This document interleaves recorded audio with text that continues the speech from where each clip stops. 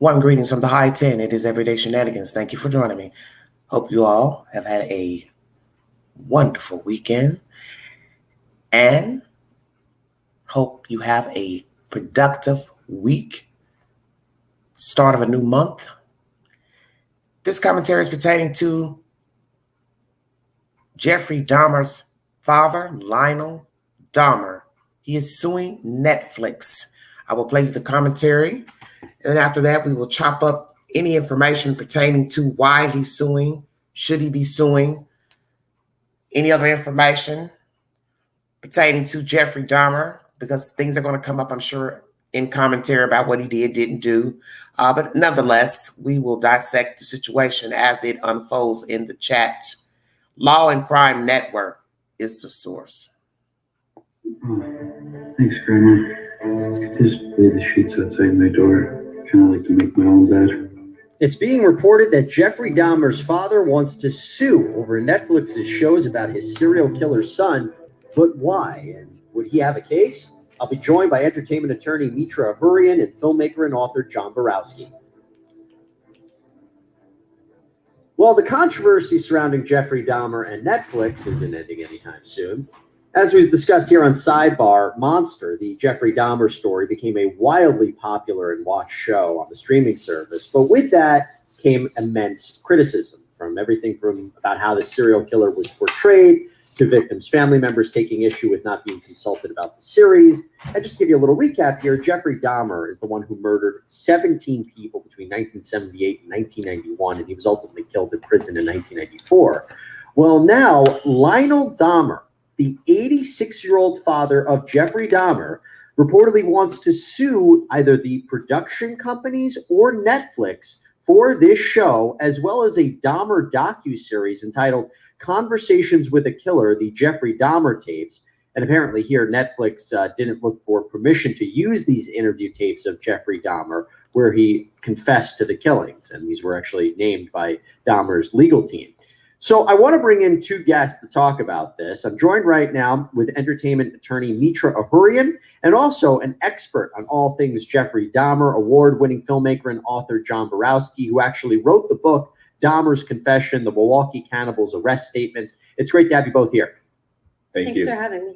Thank you so much. Mitra, I'll start with you, okay? Because I'm trying to understand what exactly a lawsuit could look like here and what he would sue for, because according to reports, Lionel is allegedly upset that he wasn't consulted about the series, that he may be worried about his safety, that he's being targeted, that people are coming onto his property. There's news outlets saying that apparently someone had shown up to his house and threw panties on his driveway. There are other people who are coming there, maybe harassing him. What could you imagine he would sue for? I'm trying to make sense of it.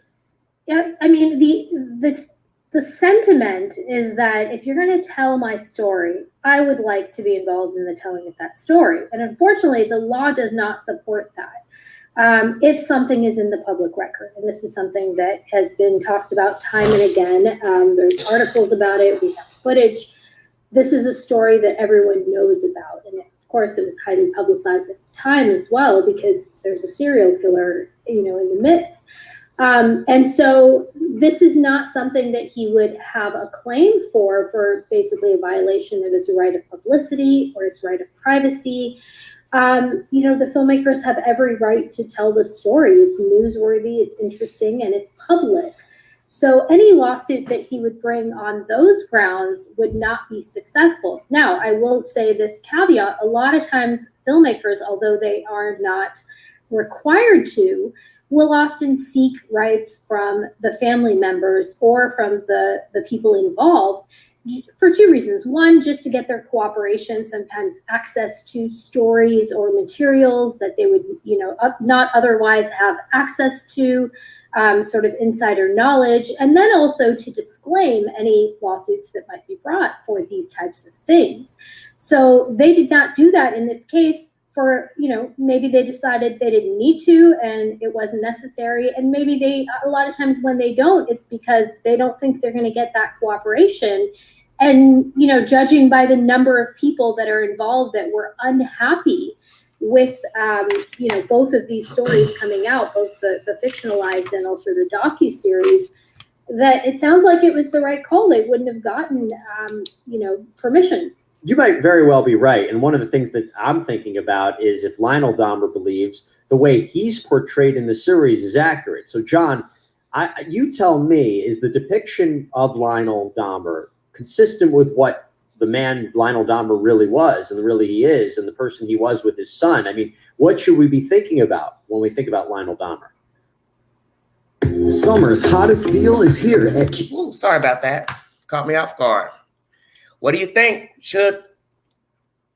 I guess they're talking about two different ones. So should the people who made the fiction movie and the docuseries consult the participants that are portrayed in the movie and the family?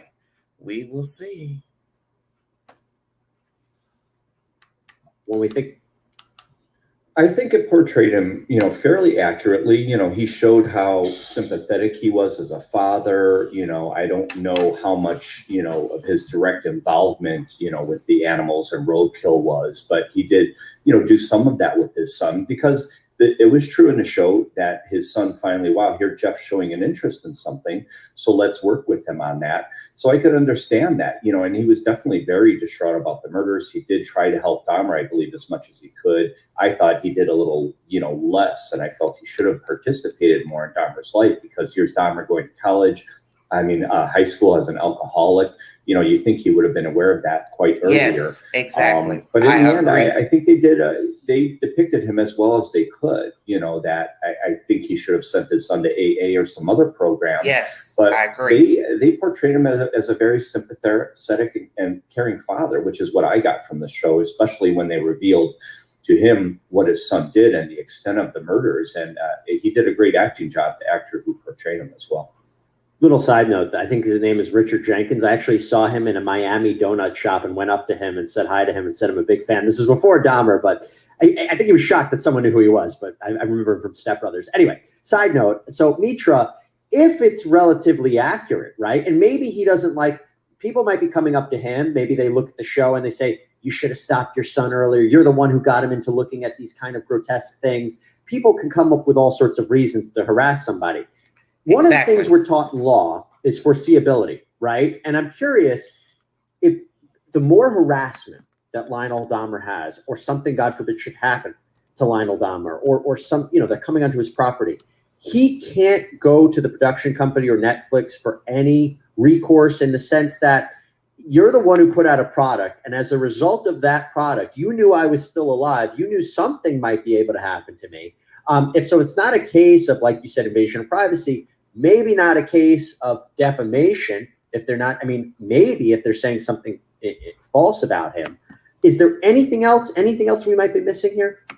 Well, in California and, a lot of other states, we have this concept of negligent or intentional infliction of emotional distress. We often hear about this sort of coupled with other types of injuries. And in some places you have to have a physical injury to be able to even claim that. So that is one possibility. That's something that, if they are intent on bringing a lawsuit, certainly the foreseeability factor would come into play. However, this is not something that the documentary or the series is bringing on that person, perhaps exacerbating. But these are facts that happen that are already in the public, and there are people that already feel the way they feel. So even though it may have sort of resurfaced a lot of these people, that doesn't mean that they are the cause. It is the individuals involved that are really the cause of this. Let me ask you this, John, about the tapes, right? I mentioned the tapes as part of these docuseries. What are these tapes about? And again, my understanding is that they were supplied or they were in the possession of Dahmer's legal team? Well, and, in the end, it's like my book, you could read Dahmer's confession and read all about these 17 murders. But I think the public is always fascinated to hear either their voice or somebody reading their confessions as reenactments. It's always been that way. If you go in history further back, H.H. Holmes in the 1890s, someone had read his confession onto a wax cylinder. So you see the popularity of people being interested and fascinated by serial killers, and hearing the voices and hearing these tapes is just another facet to that truth, that reality that we know about these serial killers, rather than just reading the words in a book. What are these tapes, though? Is Lionel Dahmer on them at all? I'm not sure of that. I haven't completely finished the series, so I'm not sure where they take place. A lot of times these are tapes from the attorney's files and they release them later. And that happened with John Wayne Gacy with the recent show where they had, his actual audio tapes that his attorneys had recorded. So Mitra, I'll ask you this finally about the tapes, right? Did Lionel Dahmer, as the father of Jeffrey Dahmer, does Netflix have any legal obligation to come to him before using these tapes? Do they have to ask his permission? Or is that, again, something he might be angry about it, but he really doesn't have grounds for a legal case? Again, I mean, these are things that were likely made public during the trial. Mm-hmm. The attorney had them. What I heard is some of them are his interviews with investigators. So these things, if they were released during trial as evidence, would be in the public record. There's the other issue of copyright. So if, he happened to own some of those tapes that sort of ended up, in the hands of the producers, maybe, but there is a newsworthy exception in this concept of fair use, which of course is a much more complex analysis than we can get into here. But there is the kind of, the idea that this is something that is of interest to the population.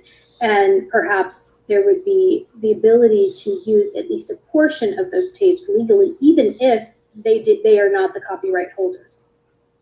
It's amazing. I'll tell you one thing. It's just getting more and more people to watch the shows, if anything. I think more people are learning about Jeffrey Dahmer now than they ever did. There's one thing, you just have a popular show because of the content, but all of the controversy surrounding it, I think, is just leading more and more people to say, why is that the case? What's going on?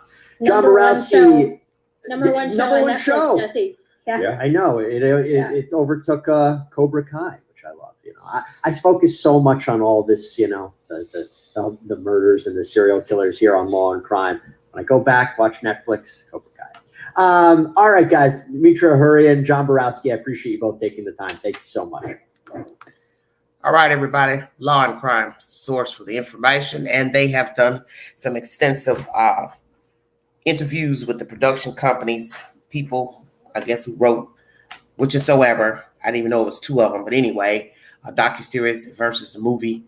How do you all feel about Lionel suing Netflix? Very interesting information. Let's see what the family has to say. Family members of the victims, because they have now given their commentary, how they feel about this. Oh, I thought I had a copy. Well, oh, here we go. Sorry about that. Inside Edition is the source.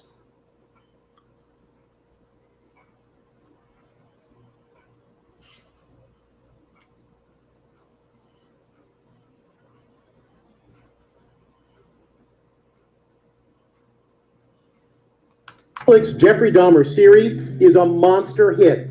So far, it's been watched in 56 million homes. After just 2 weeks, it's already the 9th most watched Netflix show ever. Criminal history of sexual assault of a teenage boy. But the nation's renewed fascination with Dahmer is not sitting well with the families of his 17 victims. Backlash from victims' families, goes one headline. We don't want to relive it, goes another. Rita Isbell's brother was slain by Dahmer in 1991, and she let him know exactly how she felt at his trial. Her courtroom outburst was faithfully recreated in exact detail in the miniseries, and she is not happy about it. It bothered me, she says. This lady saying verbatim exactly what I said. Her hair was like mine. She had on the same clothes. I was never contacted about the show. I feel like Netflix should have asked if we mind or how we felt about making it. Inside Edition's exclusive 1992 interview with Dahmer is getting big reaction on our YouTube channel, 30 million views and growing every day. The interview was held in a conference room at a maximum security prison in Wisconsin, where Dahmer was serving 999 years. I'm not even going to pretend to know like to be a professional at this, so, you know, I'm just gonna talk. Dahmer sipped water from a styrofoam cup. His fingers nervously tap the side of his chair in his boot as he waits for the camera crew to set up. When the crew experience technical difficulties, he makes small talk about a movie he watched the night before. Did you watch that movie last night? DEA was battling those drug lords with the helicopters. No, That was a good one. Then, moments later, he switches back to talking about his gruesome crimes. I kept the mummified head and skull of one of the victims in a carrying case in my locker at work. The interview was conducted by Nancy Glass, Inside Edition's former weekend anchor. She spoke to News Nation's Chris Cuomo last night. While he said, "Oh, I'm sorry. I wish I hadn't done this. I should have had the death penalty," he was a psychopath. So who knows if he really meant it. Inside Edition is the source. If you need verification for any of the audio played, it's on my community page via the YouTube queue. Let's chop up what reasons Lionel has. As many of you know, he has written a book. He's gone on TV shows to speak about it. He's also done a 2020 documentary. So some may say, well, Lionel, what's your problem? People make documentaries all the time. Should the producers, writers of the series and the fictionalized movie, because I have not watched neither one, should they have gotten permission from Mr. Dahmer, his family, and the people portrayed in each series and movie? And I will put a poll up pertaining to that question. As the woman was saying in the commentary in the first audio about Law and Crime, if indeed these tapes were public during trial, and Mr. Lionel owns a few of these tapes or all, well, let's say if it's public, may not have any grounds for a lawsuit. But if he owns some of the tapes and or would he still have a lawsuit? One, the tapes to me would be, I would think, courtesy of the police department. That's more evidentiary because they're asking him questions about the victims, who he is, blah, blah, blah. So I don't see how Mr. Lionel or anybody could privately own those tapes because that's police department. So I don't understand how he'd be able to do that. Lionel, if they had contacted you, each series, production of the series and the movie, would you have complied or would you have told them no? And then had you found out they went ahead anyway after you said no, would you still have sued? I'm curious about that. Also with the family, had these people contacted you, these entities, would you have said yes or no? You're saying you didn't want to relive this.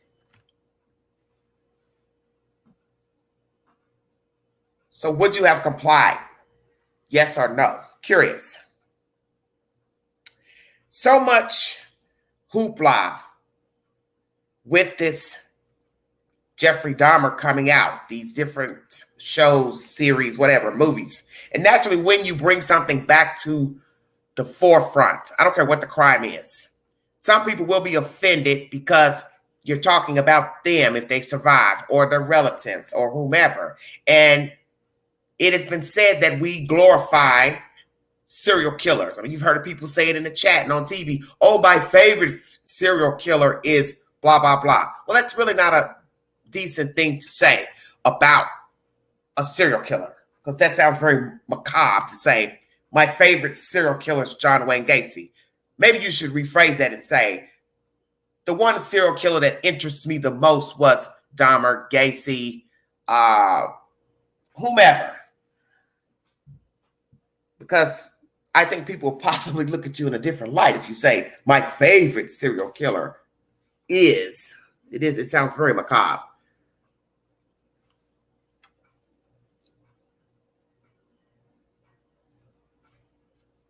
Your son had a lot of problems, and some are going to wonder, could it have been prevented from childhood, his issues, his loneliness, the seeking out of others for companionship.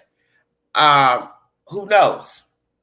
But as I was going over my information desk before going live, Oprah Winfrey did an interview with Lionel many moons ago, and she asked him questions naturally pertaining to the prevention of this monster that he became.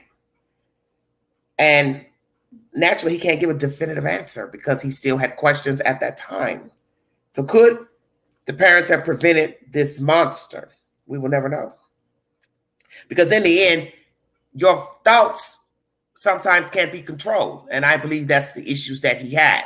He had a fascination with death and opening up body parts of animals, curious about his own body being opened up. So that started very young. So now you have to ask yourself, how are you going to change something that was already in the person at a young age? Very interesting. It was obvious he was an alcoholic. So, Mr. Lionel, you're sitting here near 90 years old. Did it ever occur to you that you should have put your child in rehab? I was trying to find the interview where you were asked about his alcoholism. Did you notice him coming home drunk? And you had said no in that interview. It was either Oprah Winfrey's or Inside Edition. I tried going through them tonight, but I just felt the time trying to go through all of that, listening to that, because I wanted to hurry up and get this live out. But you said no, is the point. But in the 2020 documentary that I'm going to play bits and pieces of, you said that's why you and your wife sent them to your mother's house. So you lied. So there are things about Jeffrey that you have to have noticed, that you just turned a blind eye. So many are going to question. And like I said, some of these things, it's nothing a parent could do. Let's make that clear. You can't change a person's sexuality. You can't change the fact that they want to drink, get high. You can offer them help, but in the end, it's their decision if they want to get help for drinking, alcoholism, drugs. But while he was staying in your house, you should have made it mandated that he sought treatment for alcoholism. May not occur the impulses for wanting to be with men, desiring men, and how it all led to him killing his first victim. But perhaps had he gotten help for alcoholism, he may not have been an alcoholic. And we do know that a lot of his crimes, he was drinking at the time of seduction of the men. You're entitled to your opinion. But I do believe you should have put your child in rehab. You should have given him also an ultimatum when you found out he molested that kid and got out of jail, which I had never even heard of that to my recollection. But why did you continue to deal with him? Because I find it strange, your relationship with Jeffrey after the crimes, after knowing about the child molestation, before we started getting into all the murders in Milwaukee, you still dealt with your son knowing he molested a child and went to jail, I believe, for 10 months. That's strange to me. You questioned him about that. You said, why did you do this? What type of answer did you think you were going to get, Mr. Dahmer? Your son was sick. And I'm trying to figure out why you continued to deal with him, knowing he was a child molester, convicted of child molestation. And even at this point, he had already killed a man at your mother's house. The men coming and going at the mother's house. Your mother obviously came to you about that. Did you ask Jeffrey, who are these men? Did you suspect at this time he was a homosexual? Did you see any signs that he was a homosexual as a child? Gay tendencies as a child? Because nobody knows a child better than his mother and his father and his custodian. They may deny what they see, the violence, homosexuality. But I got a feeling at some point you knew before you put him out of your house that he liked boys. He also was an alcoholic. You knew all of that. And you lied in an interview in the 90s that you did not notice your child coming home drunk from school. And as you heard in this law and crime segment, no way you could not have known that he was a drunk. You had to smell it. Alcohol has its own distinctive odor.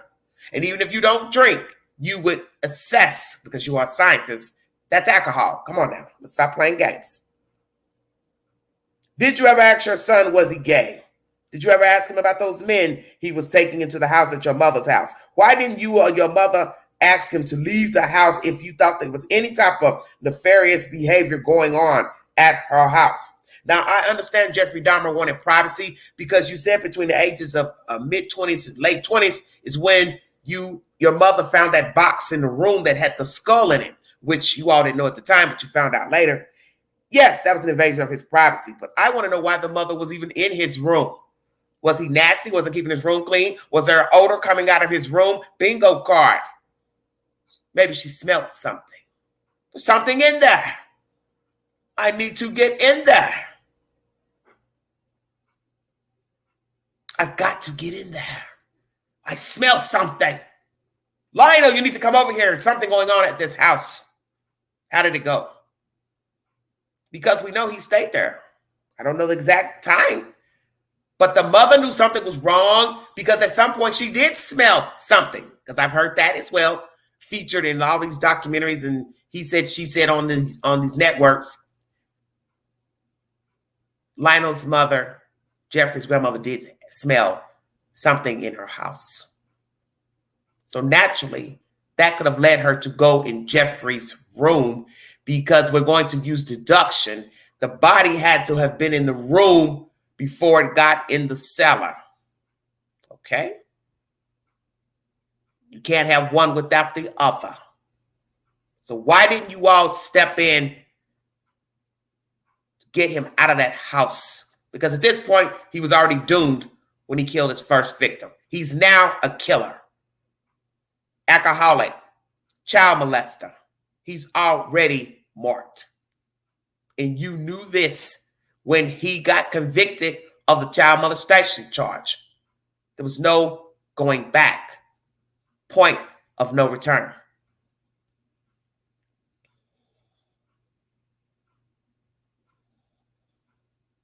Did you ask your child, was he gay? You had to have seen some signs that Jeffrey was not right. Besides being shy, introvert, you had to have seen something. And I believe you did because you've already been caught lying about the alcoholism. Oprah Winfrey asked you about genetic meds pertaining to who he was, how he became this monster. You still had questions even at the time of that interview with Oprah Winfrey. And naturally, no one can say for sure how a person came to be. We knew that or learned that your wife, first wife, consumed medicines while pregnant with Jeffrey Dahmer. Could those meds have had a negative reaction to her child in the womb? Porno in the box. You eventually saw that porno in the box when he brought it down the next day after you confronted him the day before. Didn't you notice that those were men in that box, Mr. Dahmer? Because I've got a funky feeling that was not unisex porn in that box. So at this point, you had to have known your son was a homosexual. And this was between mid and late 20s when you all had that box incident at your mother's home. And I'm sure Jeffrey felt ganged up. Grandmother rummaging in his room. Now the father comes over to scold him. You all threw him out to go live with the grandmother. At one point, I believe he was living by himself at some point when you and your first wife had divorced or separated, whatever. So he felt alienated by you all. His divorce, began to lash out when he was younger, when he found out about the divorce. So Jeffrey was metamorphosing into this monster early. He was lonely, Mr. Dahmer. How could you not have seen that your child was lonely? And once again, as I said, why was the mother going in his room? But perhaps, as I said, she was smelling something, noticing men trafficking in and out of the home. She knew something wasn't right. And did she suspect that he was a homosexual male?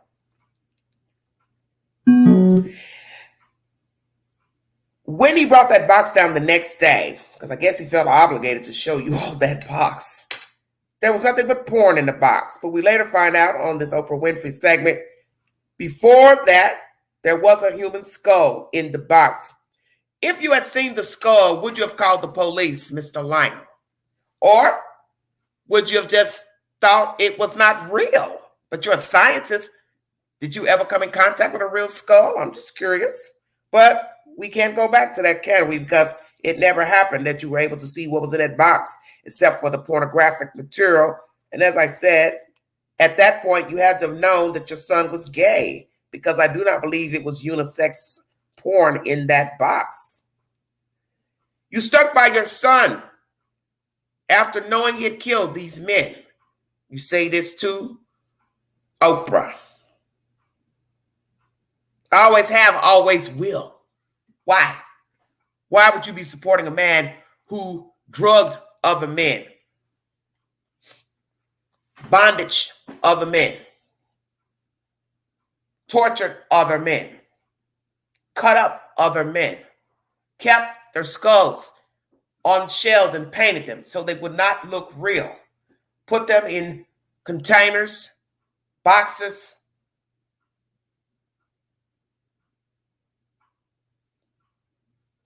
a big drum,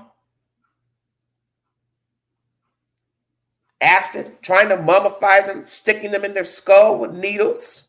This is the man that you will want to support.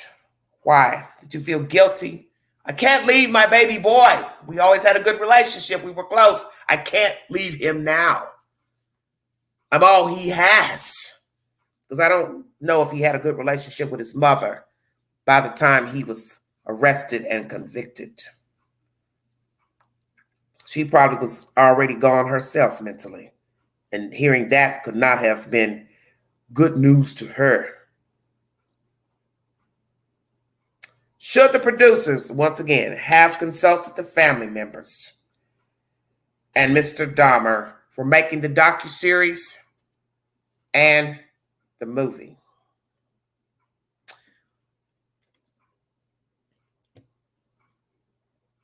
Very interesting information. Let's go to 2020, when you gave commentary pertaining to your son.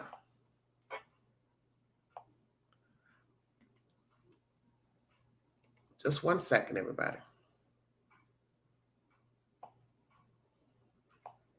I'm having difficulties. Too much going on. Thank you all so much for joining me.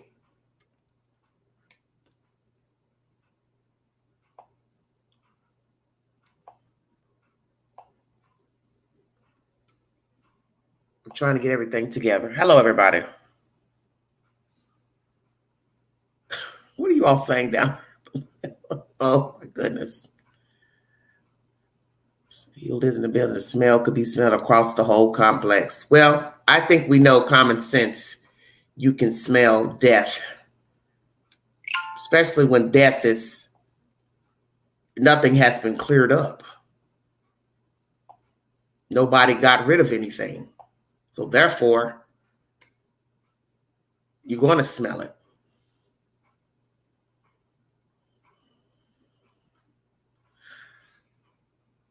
'2020 documentary. This is Lionel, the same man that wants to now sue Netflix.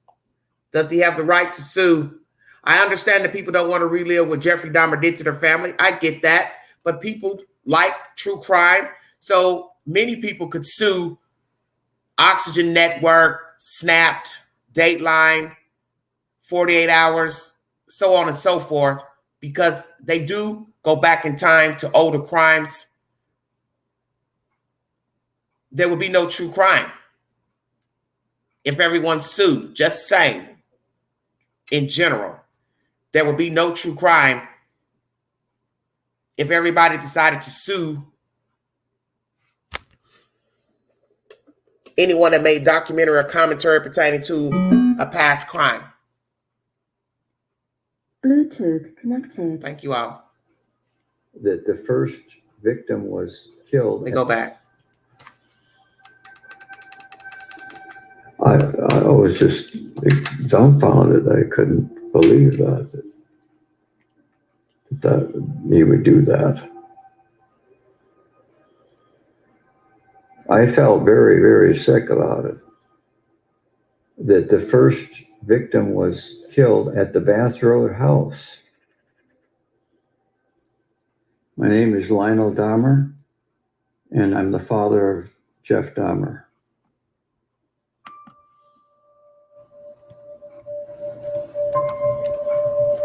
He was born in 1960 at a house that we rented in Milwaukee, Wisconsin.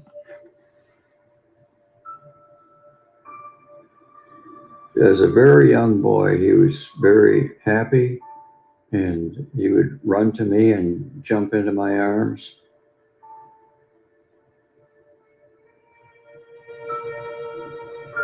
He liked to ride his little tricycle,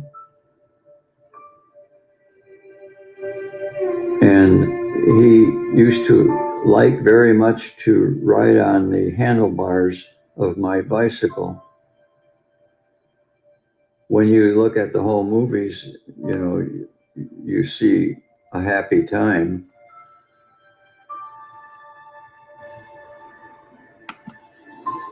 We had a very close relationship.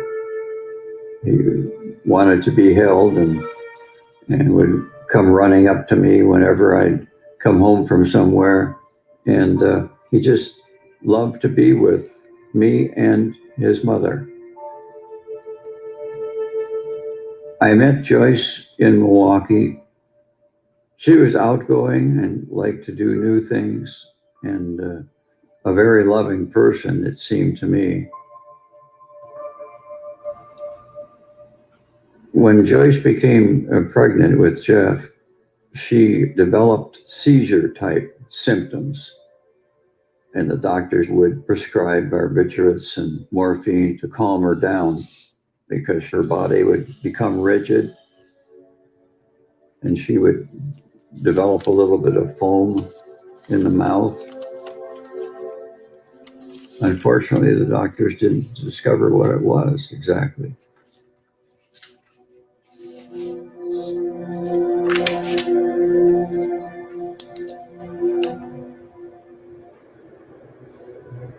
So the marriage was starting to dissolve. And I told Jeff and my youngest son, Dave, she was advocating for a divorce. Jeff reacted badly. He went out and started slapping trees with a branch, apparently because he felt like he lost control. And he was obviously frustrated by that. He would come home drunk from high school. The drinking got worse and worse, and I talked about the dangers of him continuing. But I think at that point he was right here at 3:39 in this short clip. It's 9:42. 9 minutes and 42 seconds. You just heard Mr. Lionel say he would come home drunk from school. But 30 years before, sir, you told someone, it was either Inside Edition or Oprah, that you never saw Jeffrey Dahmer drunk after school. You were specifically asked that question because I heard it about a month and a half ago on one of these talk shows. So why did you lie? And it's not to throw shade at Mr. Dahmer, because in the end, a monster is just what it is, a monster. You can't change a person's mindset, their compulsions. He was going to be this person regardless. Possibly genetics, could be the man she was taking. I don't know. Could it be a demon seed inside of her? You're entitled to your opinion. But do you have the right to sue? Should he be suing these people who are now bringing this subject back up? And we already know that every year, some type of TV program will go back into history and bring forward a documentary or segment on the anniversary of a conviction of a killer, serial killer, and also the day that they were arrested. That's just something news broadcast stations do and news programs. This is something we do. And I'm sure other countries do it as well. So people are going to talk about Jeffrey Dahmer even if there was no Netflix and no movie made. Some news station would go back in time because Atlanta has done it several times pertaining to Wayne Williams, the Atlanta child murderer. When it's the anniversary of when he got arrested and convicted, they go back. Then whatever pertains to the storyline, updates, anything new, then they rehash the story. So it's going to be talked about irregardless. But do people have the right to sue? Now, with this Atlanta child murders, they're talking about it on the news down there in Atlanta. I've not heard of anybody wanting to sue the news station for talking about the children and Mr. Wayne's innocence or guilt. Some parents still believe he's innocent. He did not kill their child. And naturally, he was not tried in court for any of those murders. He was only convicted of the 2 grown-up men that were killed. Thank you for joining me. This is Everyday Shenanigans. If you'd like to donate to this great network, $sign McAngie, 129 Cash App. All stickers and chats are welcome during the live. What could have been done pertaining to Jeffrey Dahmer? Could he have changed? We will never know. He is not alive. He has not been studied. And his brain was put on hold. And then Mr. Dahmer is the one that went to the courts to tell the judge, release it. No studies done. Mr. Lionel, that is where you fell short. You should have allowed scientists to study Jeffrey Dahmer's brain to see what they could have found in it. So you cheated yourself and family in the world of gaining some knowledge about your son. I think at some point you were tired of people talking about Jeffrey Dahmer, Jeffrey Dahmer's parents, and you had had enough. So you went to the courts and told the judge, throw it in the garbage, incinerate his brain, I'm out. That's my perception of that court ruling. Thank you so much for joining me. He was just so addicted physically and mentally. My mother told me about the mannequin that Jeff had taken from a store. And I didn't know what that was all about. And I asked him why he took it. Jeff said, I just wanted to see if I could do it, which didn't make sense. My mother Let me go told back me to something about you didn't hear that. Jeff's taken from a store, like he lost control. And he was obviously frustrated by that. He would come home drunk from high school. The drinking got worse and worse, and I talked about the dangers of him continuing. But I think at that point he was just so addicted physically and mentally. My mother told me about the mannequin that Jeff had taken from a store. And I didn't know what that was all about. And I asked him why he took it. Jeff said, I just wanted to see if I could do it, which didn't make sense. My mother told me about...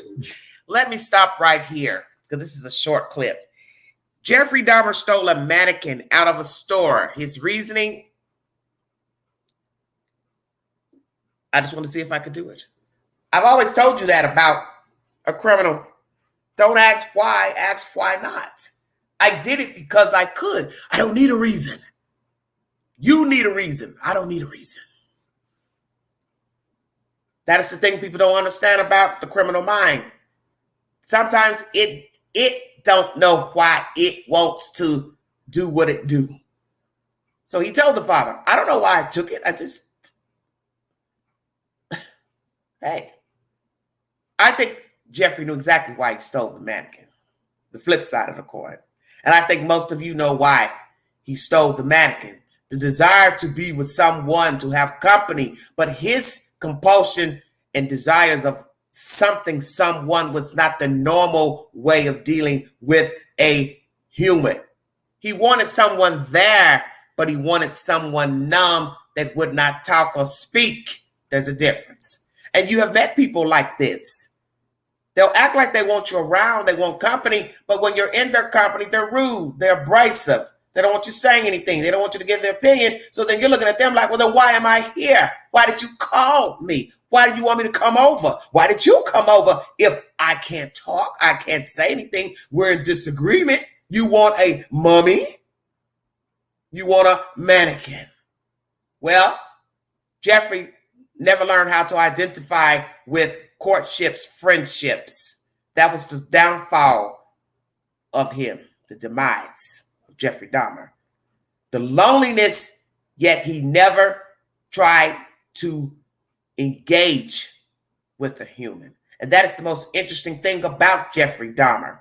He was so lonely, seeking companionship, yet when he got it, he became enraged when the person needed to leave. So frankly, he identified with a warm body more than the person engaging in conversation. Because we know he liked to play funny games with the human body after death. Lord have mercy, help me. Going to continue. My mother told me about Jeff's having some strange men into their house.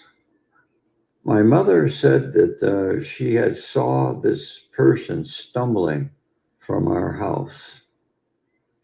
That was alarming. I didn't want anything to happen to my mother. Dahmer was subsequently arrested for second-degree sexual assault. It was terribly difficult. I just couldn't really deal with it. It affected me very greatly. I did question him about it. What exactly did you think you were doing? No answer, no good answer at all. I've always wanted the best for Jeff, always. I just hoped against hope that he would improve or talk about things and get things straightened out. Whatever it is, it's bothering him.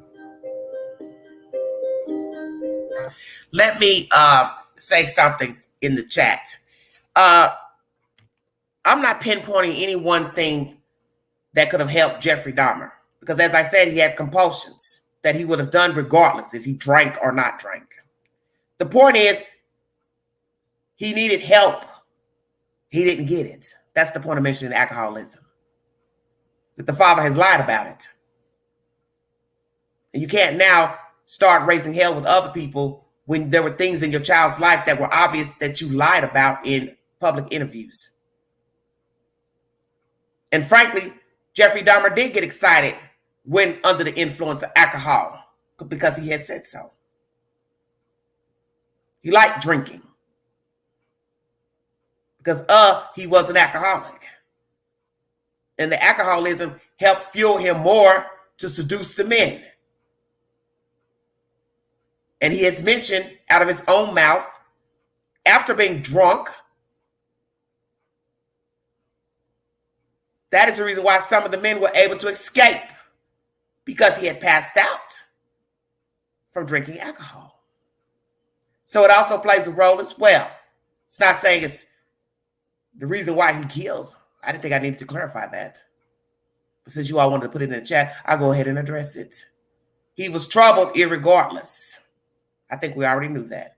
He was troubled possibly in the womb of his mother. I don't know. I'm not a scientist. The point is, he had a lot of things going on with him, and one thing exacerbates another. The point I'm making in this live, his father saw signs with his son. He did not get him help.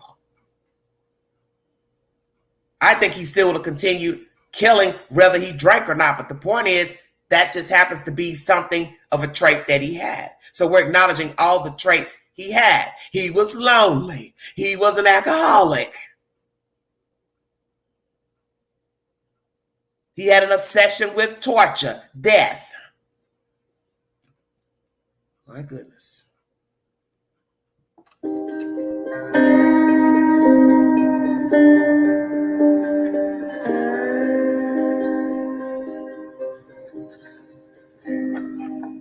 This is a letter that I wrote to Judge William Gardner. I am writing in regard to my son, Jeff Dahmer, who is scheduled to be released March 1990. I have reservations regarding Jeff's chances when he hits the streets. I have experienced an extremely frustrating time trying to urge initiation of some type of treatment. I sincerely hope that you might intervene in some way to help my son, who I love very much and for whom I want a better life.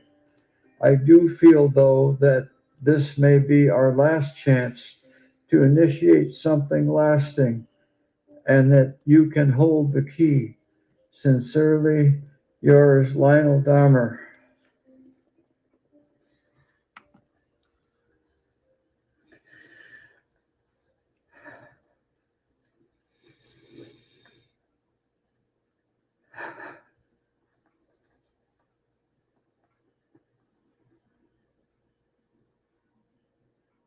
When I wrote that letter, I remember feeling someone's got to do something. I had no idea that would escalate to that horrible, gruesome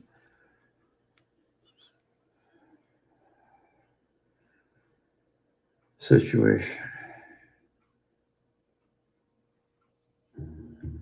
It was a terrible situation. All we could do was sit there and listen to them describing all kinds of terrible things. And it was just horrendous. It was just bad, really bad. It made me upset because I was told that the best place for Jeff to be would be in a psychiatric situation where they could give him help. Whereas in prison, you just don't get that. It was really very, very tough to hear. Very, very tough. Jeff just sat there while she was screaming, and he just took it.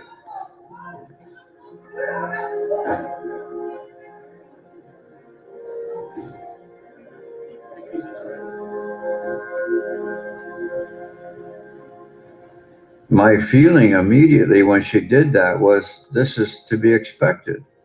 I would might do the same thing. I felt that was encouraging. He's at least saying something, and he's really sorry. I felt that he didn't really know why he did it, but that he was sorry that he did it.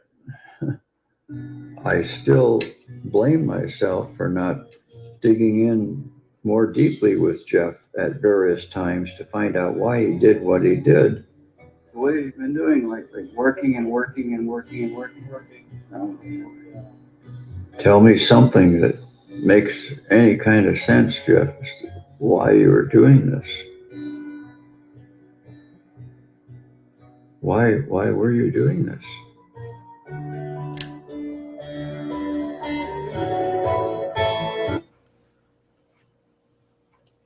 On November 28, 1994, Jeffrey Dahmer was beaten to death by a fellow inmate at the Columbia Correctional Institution. Convicted serial killer Jeffrey Dahmer was attacked this morning while cleaning a prison bathroom. He died of massive head trauma en route to hospital. What was found at the scene was a bloody boom handle. That's all I know. Inmate Christopher Scarver is expected to be charged with Dahmer. When I found out that Jeff was murdered, it was just devastating. It affected me very greatly. Thank you for joining me, everybody. It is obvious that Lionel loved his son, despite the monster that he became. And I do believe that no matter what was done and not done, he possibly still would have been a killer, because as I have said, there's some compulsions you cannot fight. And we've learned this with sadism, that if a person likes the thoughts, wants to act on the thoughts, what kind of treatment would be good enough that he or she would not want to do it? And it has been proven by many therapists that you cannot treat sadism. You cannot treat a rapist, a child molester, or a serial killer because the compulsions are so great. So even if we are to try to dissect what the hell was going on with him mentally, physically, in the womb, his environment, if he was ever touched by another grown-up, because I often wondered that. Lionel says he was never molested as a child, but we don't know if he was molested by somebody else, because usually molesters, children who are victims of child molestation, they grow up to molest. Not all, but some. So perhaps he was molested and Mr. Lionel and his wife did not know he was touched as a child. Because many child molesters and rapists will tell you they were touched as children. That is very prevalent. But all in all, it may just been genetics. He was meant to be a killer. Maybe he could have been born to some other couple and still turned out the same. And not all shy people grow up to be sadists. That's just their personality. They were quiet. They didn't talk a lot. They were introverts. But we hear that he kept a lot inside, and Lionel realizes that possibly that is something that may have caused him to be this person. We will never know, because Lionel, you never allowed scientists to study his brain. Maybe if you had allowed someone to study him, they could have come to some type of conclusion of something they saw in his brain that was defective. Because we have a lot of studies now, more modern technology, studies done on the human brain that shows signs of abuse, trauma, which lobe is functioning, non-functioning, but we will never get that chance because you went before the courts and had his brain incinerated. So it's kind of odd for you to sit here in this 2020 documentary and question what was wrong with your son when you held the key to having him studied. Because I believe it is your second wife who asked the judge to have his brain studied. And you're the one that later said you did not want to go forward with that. And possibly you have regrets about that decision as well. Regrets of how maybe you raised him, not following through with getting him any type of help as far as the alcoholism or anything else.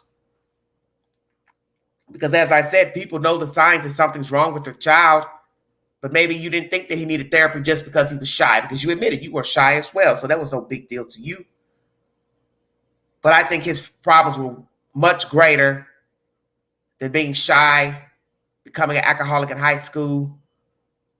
He was already tainted because he had already had God knows how many thoughts of torture in his mind. And naturally, nobody's going to go around telling somebody, hey, I want to cut up animals, and now I want to see what it's like to cut up a human.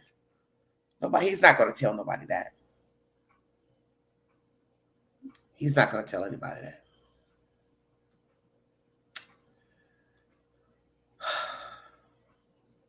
Who was Jeffrey Dahmer? How did it come to be that he killed all those men, seduced them? At the end of this 2020 documentary, you said that he was sorry. You felt he was sorry.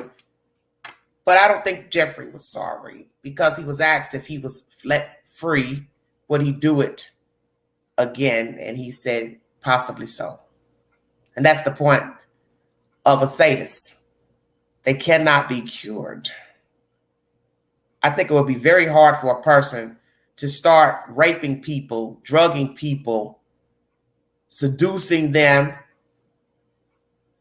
tying them up, binding them, killing them, torturing their bodies after death, during alive, and then one day say, I think I need therapy.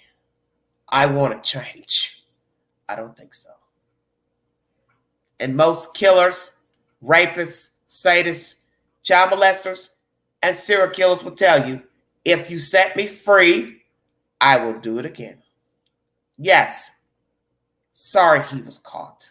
And I think he knew he was going to get caught because he was spiraling out of control. He was slipping, getting sloppy.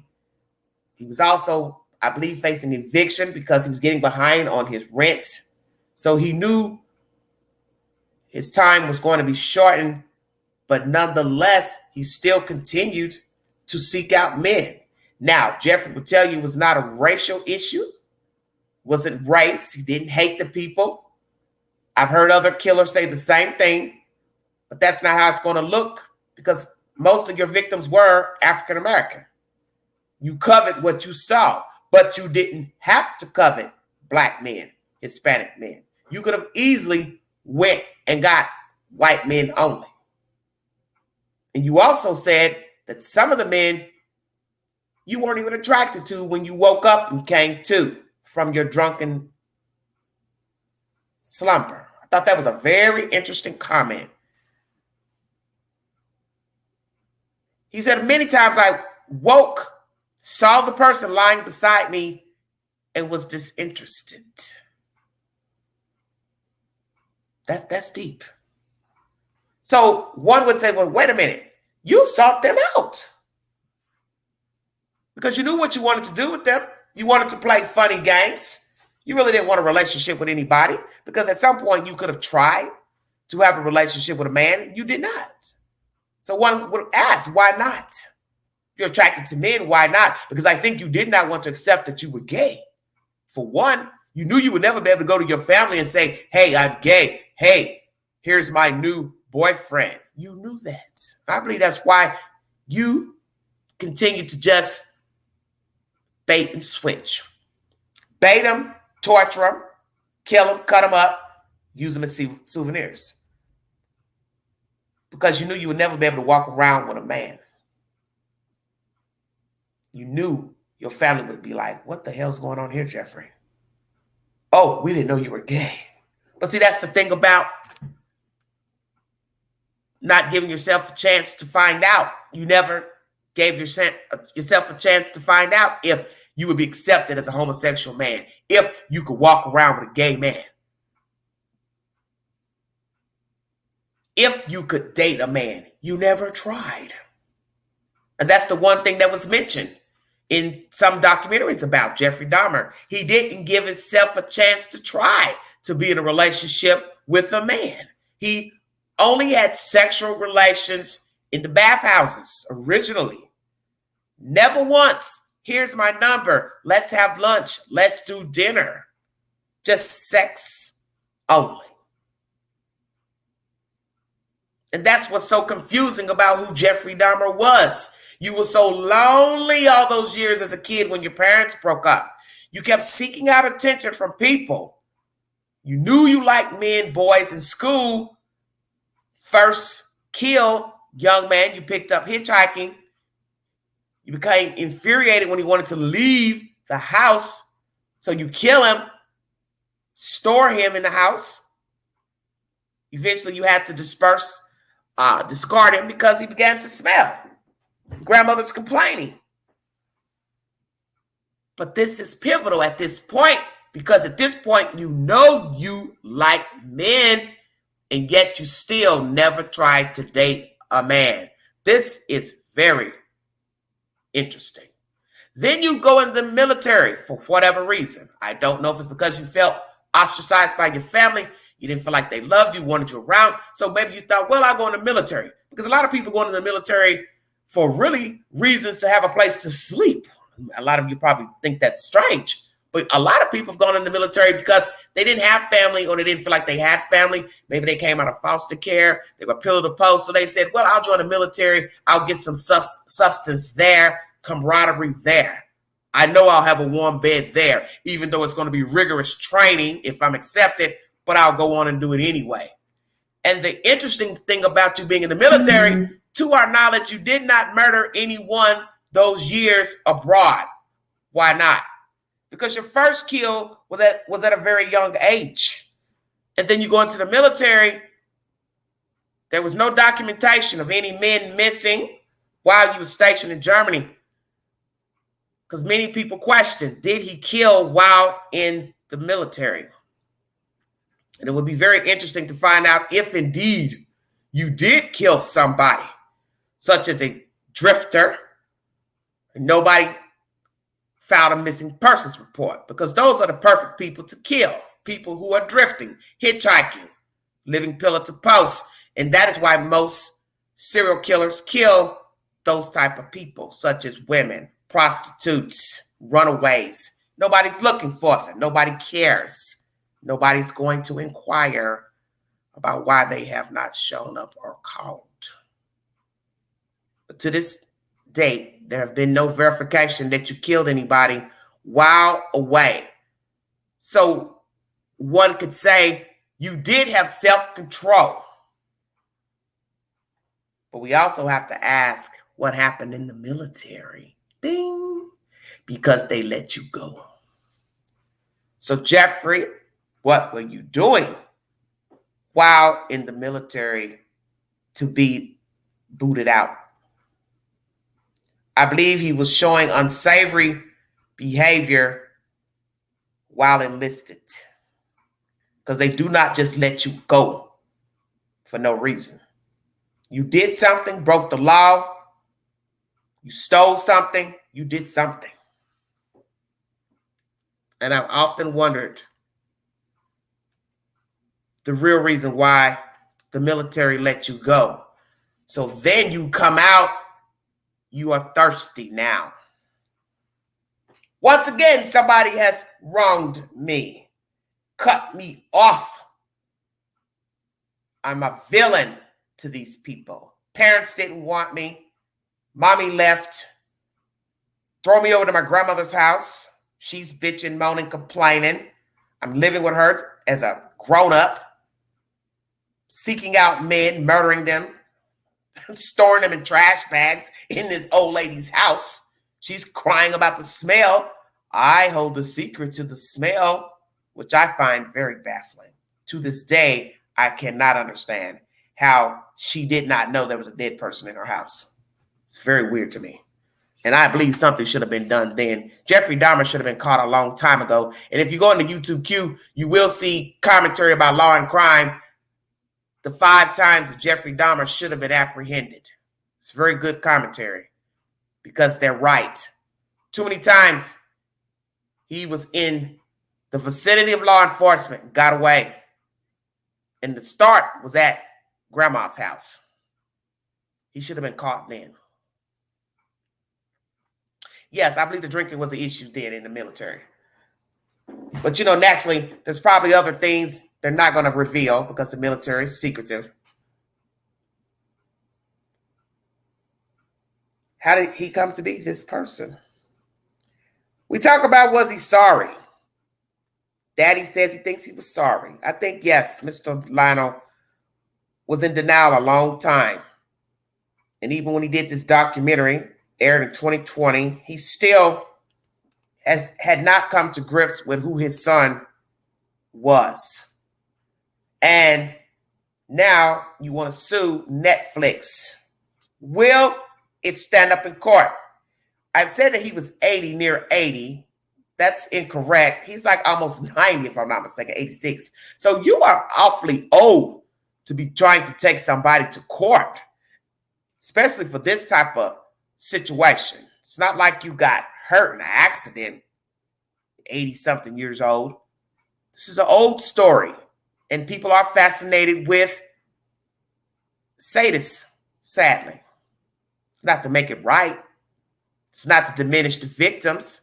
And I understand why the victims' families wonder, why are we so fascinated with killers? Because the victims don't get any fair play. It's always about the killer, the killer, the killer. What he did, what she did, where they came from, who their parents, how many victims there were, where they killed them, how they killed them, necrophilia, so on and so forth. So true. It is disgusting, indeed. Such as what I'm doing right now. Talking about a dead man who killed 17 men. but there's a curiosity with the macabre. Sadly. Jeffrey Dahmer explains to you why he came to be who he was. And by no means is it right. But there's some things, as I said, as far as compulsions, that a person cannot overcome. And I believe that is the very reason why he became a monster. The compulsions were too great. They were too great. And there was nothing Jeffrey Dahmer could do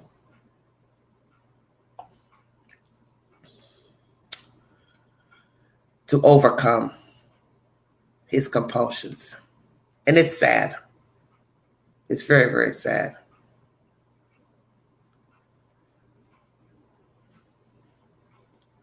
One second, you guys. Try to find this information. Oh, what a story.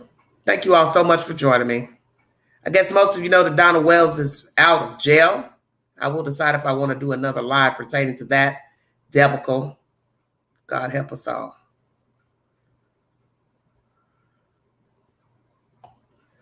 Gotta find this video. It's too many to look for.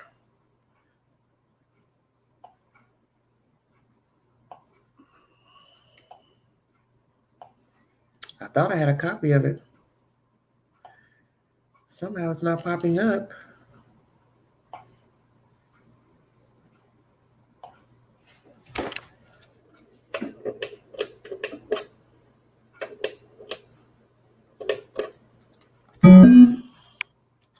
Yes, Christina.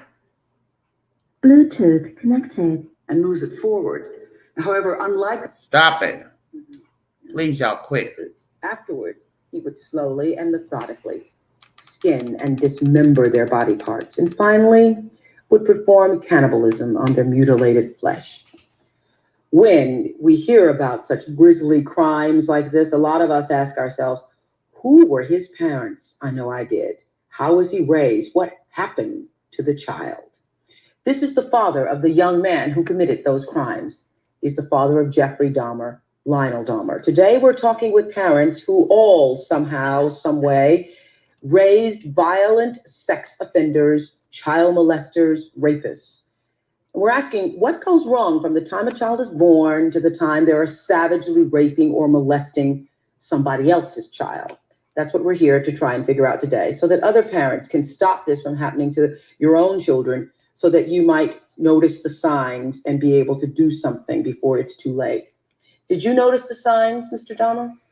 No, the only signs that I saw were shyness and reluctance to engage in social interactions, that sort of thing, but no, really no overt signs of any kind. One of the things you wrote in the book called A Father's Story, when you're trying to account for how this happened to your son and to your family, one of the things that you say, though, is that the same sense of something dark and shadowy, of a malicious force growing in my son, now colors almost every memory I have of his childhood. In a sense, his childhood no longer exists. So that when you look back on little things, that things that you thought were little things at the time, somehow seem to foreshadow this monster that was created over the years. Yeah, it's a sort of a retrospect sort of thinking now. When I look back on things like the time I was at Iowa State University in university housing, and I went underneath the house to clear it out of trash and debris. And he was 4 years old. He was about 4 years old, yeah. And because you smell something under the house. yeah, civet cats. It's a member of the skunk family, and I wanted to go underneath and fix it up so they wouldn't get in again. I found cans and bottles and bones of mammals that the civet cats, the skunks, had eaten. And so I cleared all of this debris up, including the bones, and put it into a metal pail. And Jeff was there, and my former wife was there, and it was just an ordinary operation at the time, just a cleanup operation. So you gone under the house and you found that these little skunk-like creatures had eaten a lot of the rodents. Yeah, left bones. And left the bones. So you pull the bones out from under the house, and your wife at the time and Jeffrey Dahmer, 4 years old, they're standing out, and he started to go through the pail of bones. He was just 4 years old. Right. Correct? We were just discussing, my former wife and I, what I was doing, and I looked down and I saw Jeff playing with the bones, picking up the bones and dropping them back into the pail.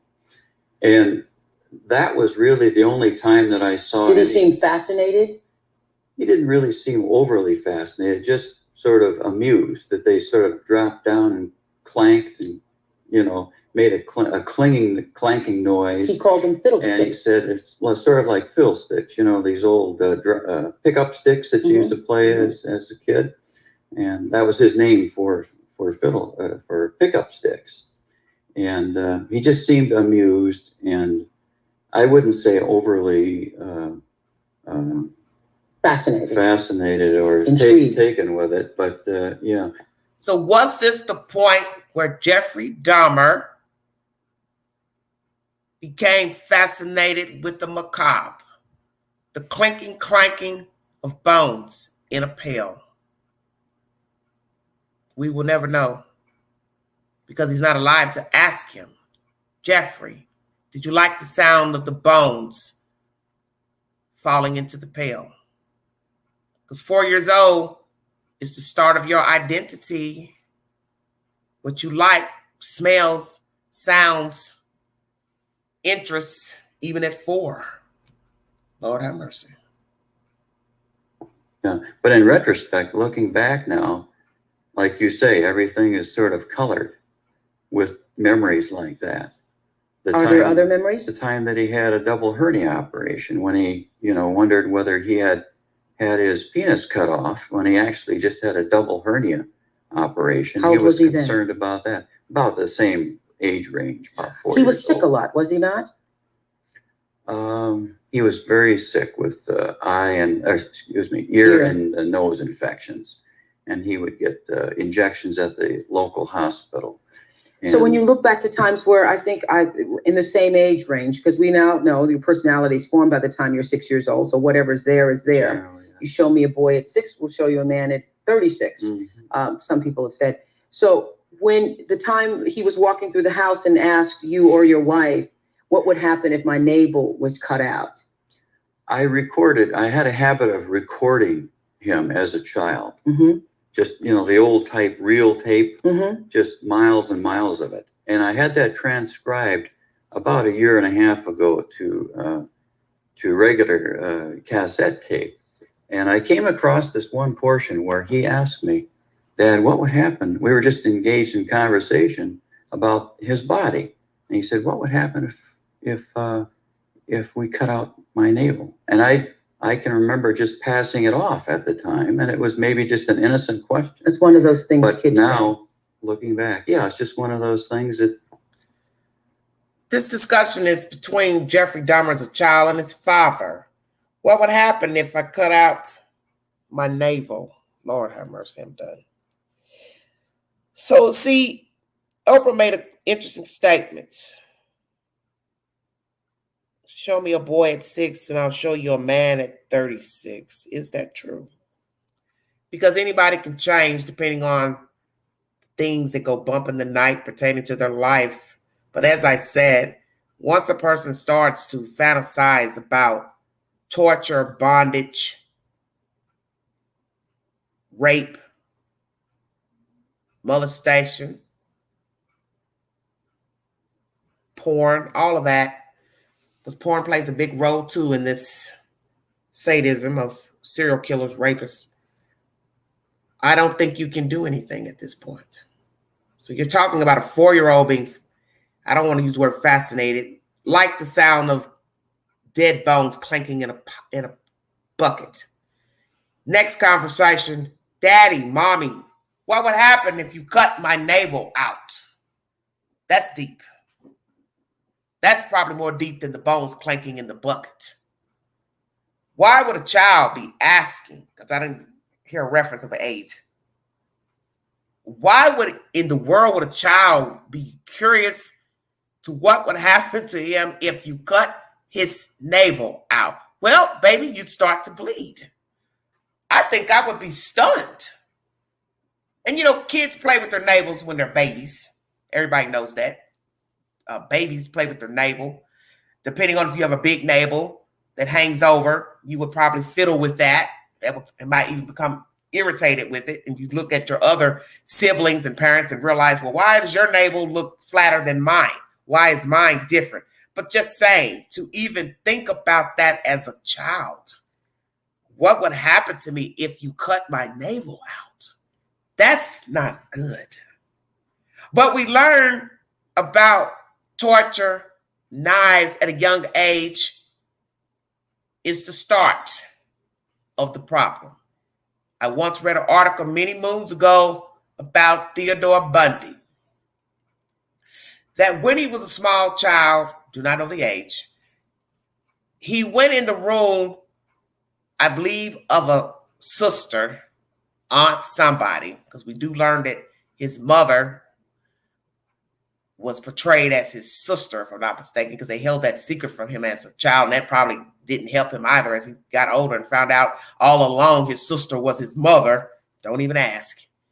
But in this commentary, the woman says she woke up one night and saw Theodore Bundy, Ted Bundy, placing knives on the side of her in the bed.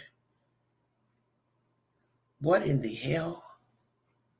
That is the weirdest thing I had heard by somebody related to the perpetrator. Placing knives beside her in the bed while she slept. I believe I read that many years ago in Cosmopolitan as a young woman. You see, it's those little things that turn into big things down the road, such as this. Clinker, clanker, clanker, clanker in a bucket of bones. Hey, what'll happen if I cut my navel out? And then it progresses. And God forbid, they start having issues at home and things metamorphose, sadly.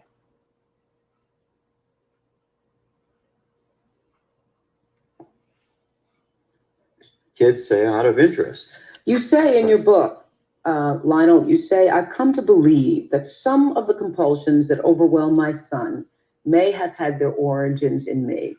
That must be a frightening realization. It was one of the items that I wanted to investigate. Being a scientist, I want to throw out everything for You're a scientist and a chemist. Yes, right.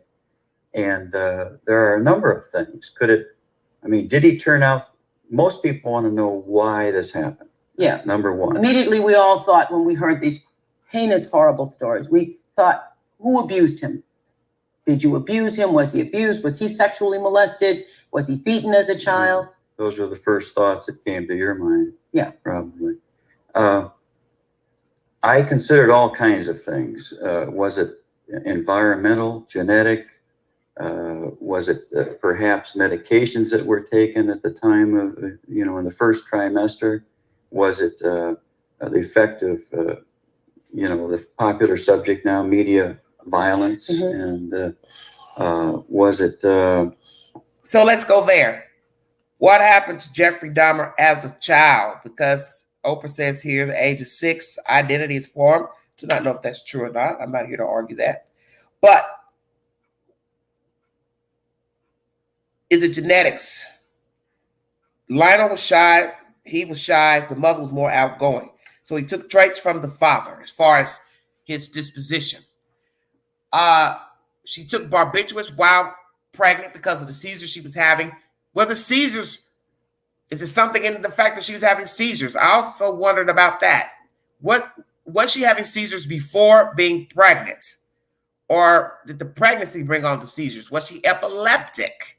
Never heard if she was epileptic or not. Why was the wife having seizures? What was the cause of the seizures? And were the seizures, did it cause some type of issue with the baby sustaining while in the womb? Because that would be interesting Having seizures is very serious things for those who have ever been around an epileptic. The body goes through massive changes while the body is convulsing. So could this be possible reason why something went wrong with the child in the womb? Then he comes out, he's having all these fascinations with bones and cutting of a navel and so on and so forth. She also took drugs to help with the seizures. Could they have caused an adverse reaction with the child in the womb? You're told not to take any type of medications while carrying a child because it's not healthy for the baby. Which is it? One or both? The seizures and the medicine? Genetics? Any violence on either side of the family? Lionel's side, mom or dad's side, or first wife's family? We will never know, will we? Very interesting.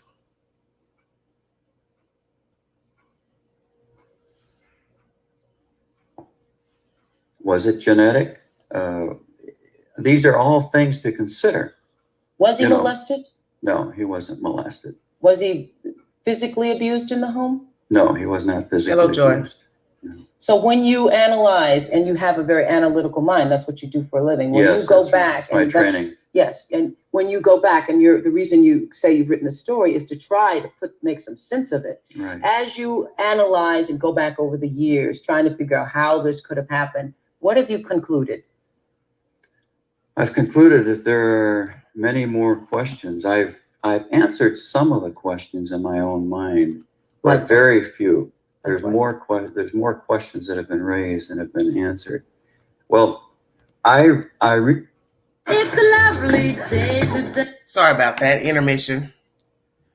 Well, you can't put your child in the institution if you don't think they have a problem. He's telling you he didn't think the child was ill. Didn't think he was overly fascinated with the bones. It is what it is. Why get your child help if you don't think there's something wrong with them? That's the very reason why we have problems now, because people don't think there's anything wrong with their children. He was just shy. That's what he said. I do feel, I don't have really a lot of scientific evidence for this, but I feel, and this is a message that I wanted to convey to parents, that I feel that if a youngster, especially a male youngster, comes through his puberty and keeps everything in, bottles everything up inside himself, without talking to peers or family or friends, anyone at all, about their fears and angers and frustrations. I feel very strongly that it's possible that their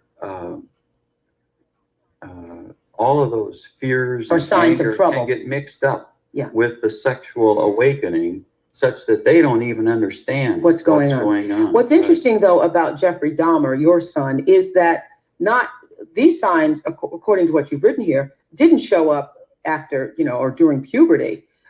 As you record, his first grade teacher noticed or had said to you when you went to the school to talk to her that he was a distant child, he didn't associate with the other children, that she had seen him on the playground pacing back and forth. Just doing nothing. Doing absolutely nothing.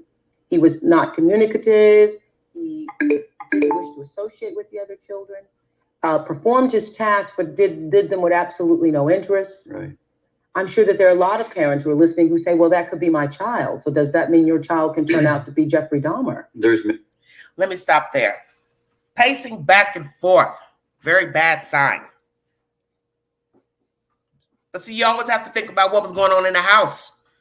If the parents were not getting along, weren't talking, weren't loving on each other at some point while the children are growing up, this could cause the child to fear talking, speaking, expressing himself. So now we have to ask, how was the other child? Did he ever explore any violent tendencies, the other brother? This man loved his son. He has said that. He bonded with his son to some degree. Naturally, he had high hopes for his sons, plural, but something was terribly wrong with this boy.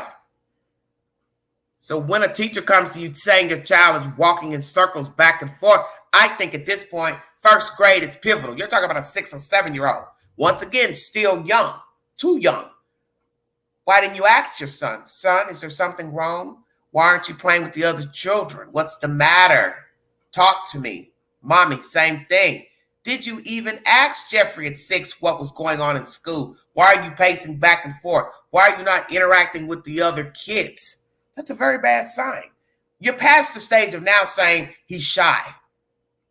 See, that's why you have to listen to everything that a person says in a story. Shy and walking in circles back and forth, that's like you're in a catastatic, you're acting like a robot. And at this point, that's when you start realizing a person is now blocking out the world.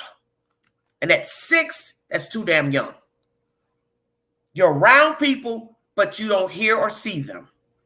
You're pacing back and forth. That shows he had something mentally possibly wrong with him. And he will go on to tell you that when he found out that his parents were divorcing, all hell broke loose. Jeffrey freaked out, showed out, started acting like a toddler, so to speak. So the signs were there. You all just ignored them as he's just shy. So now we have to ask also, how did the other brother behave when he found out the parents were going to divorce? Did he ever have any violent tendencies, violent thoughts? Did he ever engage in pornography? Is he also gay or bisexual? You have to ask those questions because why not? Very interesting information. Oprah Winfrey is the source of this information. Thank you for joining me.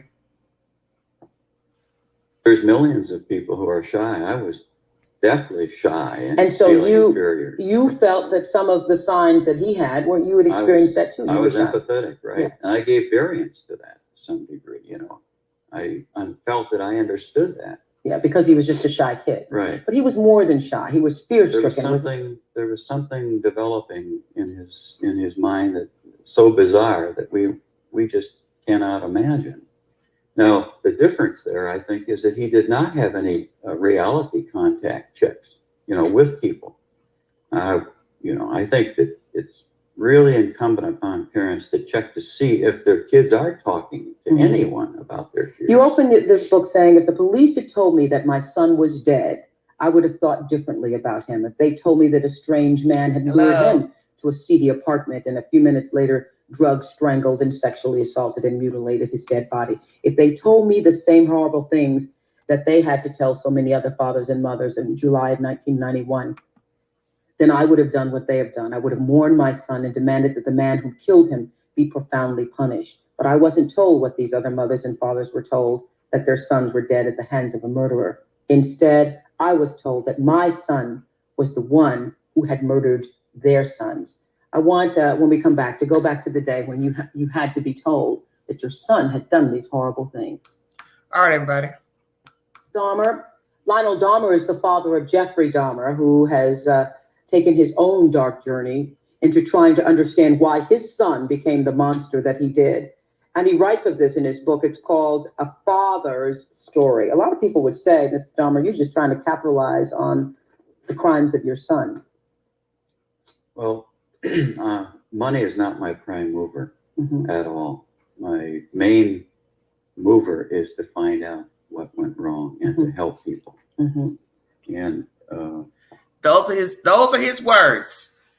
I'm trying to find out what went wrong and help people. This is 11:41 of a 23-minute video in 40 seconds. Well, Lionel, you're an elderly person now, damn near almost 100. And one could say that that's also a lie because we learned that you are the one who went before the judge to tell him you wanted to re-seize the brain of your child and have it incinerated, demolished, whichever word you want to use. So you lied here in this interview with Oprah Winfrey. Once again, catching you in 2 lies already. I want to help people. I want to figure out what's wrong with my son, but then the brain was taken in to be analyzed because we hear that the mother had a request. You can look in the YouTube queue for that information. It's in a short video because I watched it recently. So what happened? Why did you go before the judge to tell him to demolish this brain of your child? So what happened? As I said earlier, is it because you became just frustrated with the hoopla pertaining to your son being a monster, people crying and moaning on TV about what he did to their relatives, blah, blah, blah. You just wanted to be done with it. Okay, he's dead now. Then it went on to kill my son. And for those who did not know, the person who killed him was an African-American male who thought he was Jesus Christ. So imagine that. Jesus killed the devil. Lord have mercy.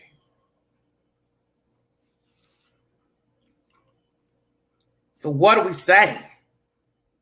That is Lionel a hypocrite? Just talking to be talking at this time? Because 1990s is, all this is about 30 years ago. We're in 22, about to go into 23. So you're saying all these things, but you did things opposite of what you were telling these people in national interviews. I want to help people. I want to find out what's wrong with my child, but yet you did not want to let his brain be analyzed. Your second wife put in the request to the judge to have it analyzed. They pressed forward, got the brain to get somewhere, and then you double back and said, nah, that's okay. Give me the brain back. Throw it away, whatsoever. Brain never got to be scientifically studied. So here we find you lying, sir. And it's not to be nasty, but we can bring all this up because this is why they tell you, be careful what you say because you can't take it back. Yes, you can always change your mind. But if you contradict yourself 2 days from now, 20 years from now, somebody always has an account of what you said. And you said it publicly. Now you're suing Netflix for not consulting you about making a documentary and also a movie about your son. And you are very old. So as someone said, this will be exhausting trying to sue anyone and you're damn near 90 years old. Lord have mercy, I'm done. And is his second wife still alive? I do not know. Could you have done that without writing a book, though, do you think? I don't know. I've had so much interaction with people as a result of writing the book, so much feedback that I don't think I would have had if I would have just gone out on my own and tried to, and I might not have investigated so fervently and yourself in depth. Yes, myself. Let me ask you, do you think that there are other Jeffrey Dahmers being bred out there? Yes, I do. I think that there's always a great, our family was pretty much ordinary.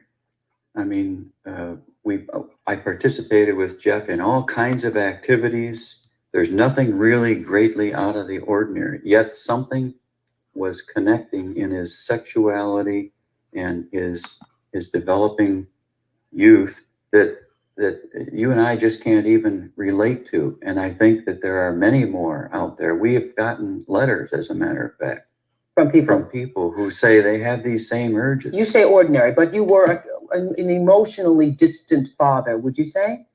Well, like so many fathers, you say, even in the book, you say. By distant, I mean that for you, loving was going to work every day, providing for the family, I wrestled around and, goofed around with my son a lot.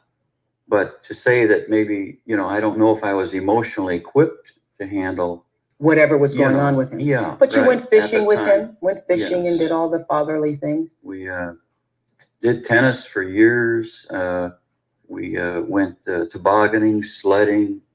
So he did do things with his children. He admits he loved his children. So how do we define this distant relationship?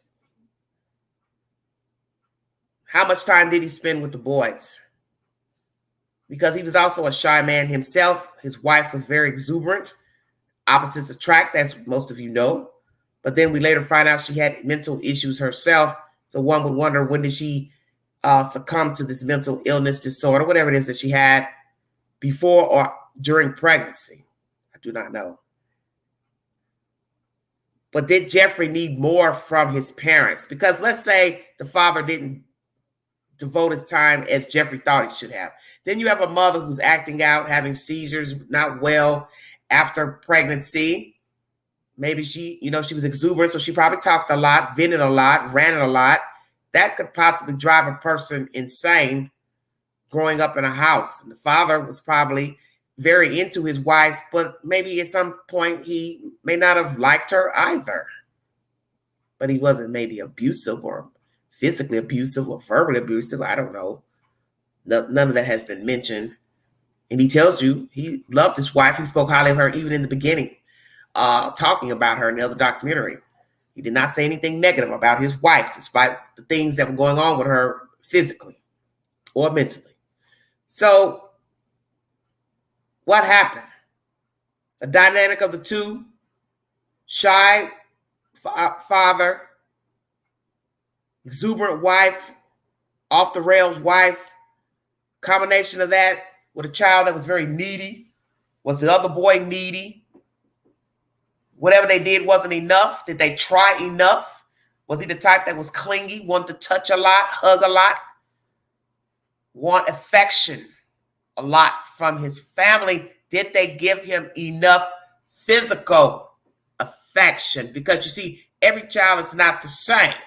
One child don't need all that touchy kissy stuff. The other kid thrives on it. He needs it. She needs it. They want to be hugged. They want to be held. You see that with lots of children.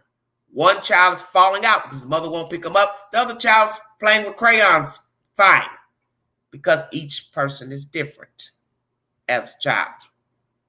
Now, naturally, a child can be needy growing up, but then they get about 8 or 9, they don't need to be up under their mother. They don't need to be up under their father. And we learn this with kids when they become preteens, that they're not needy. They want to go out, have fun, do things, go places, go to the movies, hang with their friends. They don't want to be coddled and held. They don't want to talk. They don't want to conversate anymore. No more mommy time, daddy time. I got to go. Want to play video games, want to do me. And that's to be expected because children change. They grow up. So was he a needy child and he didn't get the affection he needed from both parents or one parent? Guess we'll never know. Participated in 4-H. We raised lambs together, chickens in 4-H for 3 years. Wasn't he fascinated then, though, with the innards of animals? He never really demonstrated that to me, nor to anyone around. I thought when you went fishing and you cut open the fish, he'd be all... He did not demonstrate at that time. Actually, Oprah, all of this information came out at the trial. Uh-huh. And at the time we were fishing, he never exhibited any type of unusual amazement, or his eyes didn't widen or say anything. Mm-hmm. Right. Uh-huh. But at the trial, one of the expert witnesses, Dr. Becker, brought this out with him. And apparently he was, caught up with the color of the fish. So in retrospect, maybe it was just an ordinary thing, but now going back to what we said before, everything is sort of foreshadowed. You think back on when you were at his home. There was a time when you were at his home after he had moved to Milwaukee. I know we're skipping a lot here. At your mother's home, and you had gone to look in a box, and he had said, "Don't open the box because there was pornography in there." I had found some pornographic material prior to that, and I thought there was pornographic material. By this time, your son's a little off, though, right? Well, I don't know. What do you mean by off? I mean, I felt exhibiting unusual behavior. Interested in pornography, I guess, and there's probably a lot of young men that are interested. It didn't occur to me that was... Let me stop right there. No, most people would not think, a man anyway, that porn is unusual because a lot of men partake in pornography. And I would like to know if Lionel had any type of sexual deviant thoughts, gay bisexuality, because that has been known to be genetic in families. A gay mother, bisexual mother produces a gay child, bisexual child. It has been seen in many families with men as well. You've seen a man raise a family. Later, he decides to live the life of a gay man or bisexual. Next thing you know, you're hearing the same about the children. So I'm wondering if he had any type of deviant or sexual appetite for men himself, because that's never been mentioned, but I'll go ahead and throw it out there. I understand where Oprah's coming from, that at this point, did you realize he was off? He's denying it even here. No? Why? Because he liked porn? Well, Lionel, we know at this point why when he's at your mother's house, He is fully attracted to men. So I refuse to believe he had just straight sex pornography in his possession. I do believe at that time there was gay porn. And I got a funky feeling you first discovered gay porn, and then later with this box issue, gay porn was in that box. Now we're going to stop this foolishness, because this boy at this point is attracted to men. We know this from finding out he killed a victim at your mother's house. And God forbid what he did with the body afterwards. So there's no way in my mind I'm going to believe the porn you first found was unisex porn. And the porn in that damn box was unisex porn. That's all I'm going to say. Thank you for joining me. Greatly different. In other words, I've always thought of him as being very, very shy, having feelings of inferiority, and yes, looking at pornography, perhaps. So when you opened the box, it didn't occur to me to be anything greatly strange. you didn't see that there was anything to be greatly concerned about. Well, my mother had found the box. Mhm. It was unopened. It was locked. Mm-hmm. And I asked Jeff to open it. I came to her house, asked him to open it. Thinking there was going to be pornography. in Yeah, there. right. And he opened it, and what was there? He resisted opening it. Yeah. Okay. I insisted. He got mad. He tore up the birthday check that I gave him that same day. It was his birthday. Mhm. How old was he? And he said he was, You weren't trying to. Sorry about that commercial break. Why did he tear up the check? People need money. That angry because he wanted to see what was in that box because grandma had been snooping. Very interesting. 20s, Okay. middle to late 20s. And he said, can't I have just 1 square foot? That's about how big the box was, of privacy. Mm-hmm. Let's just wait till tomorrow morning. He said, I'll open it then. Because my mother was there, and he said, let's not create a scene. Let's wait till tomorrow. I'll open it then. I'll show you what's in it. It's what you think. I still went downstairs after a tool to open it. And he grabbed the box. He said, wait, please. And I acceded. I just, I felt the feelings of empathy as he was so shy and he just felt like he couldn't even have any When you privacy. finally opened the box. I didn't open the box. Okay. No. He brought it down the next morning, and there indeed were pornographic materials in there, which satisfied me. Because that's what you thought was there. Yeah, and frankly, Oprah, I don't know what I would have done if I would have opened the box, forcibly opened that box.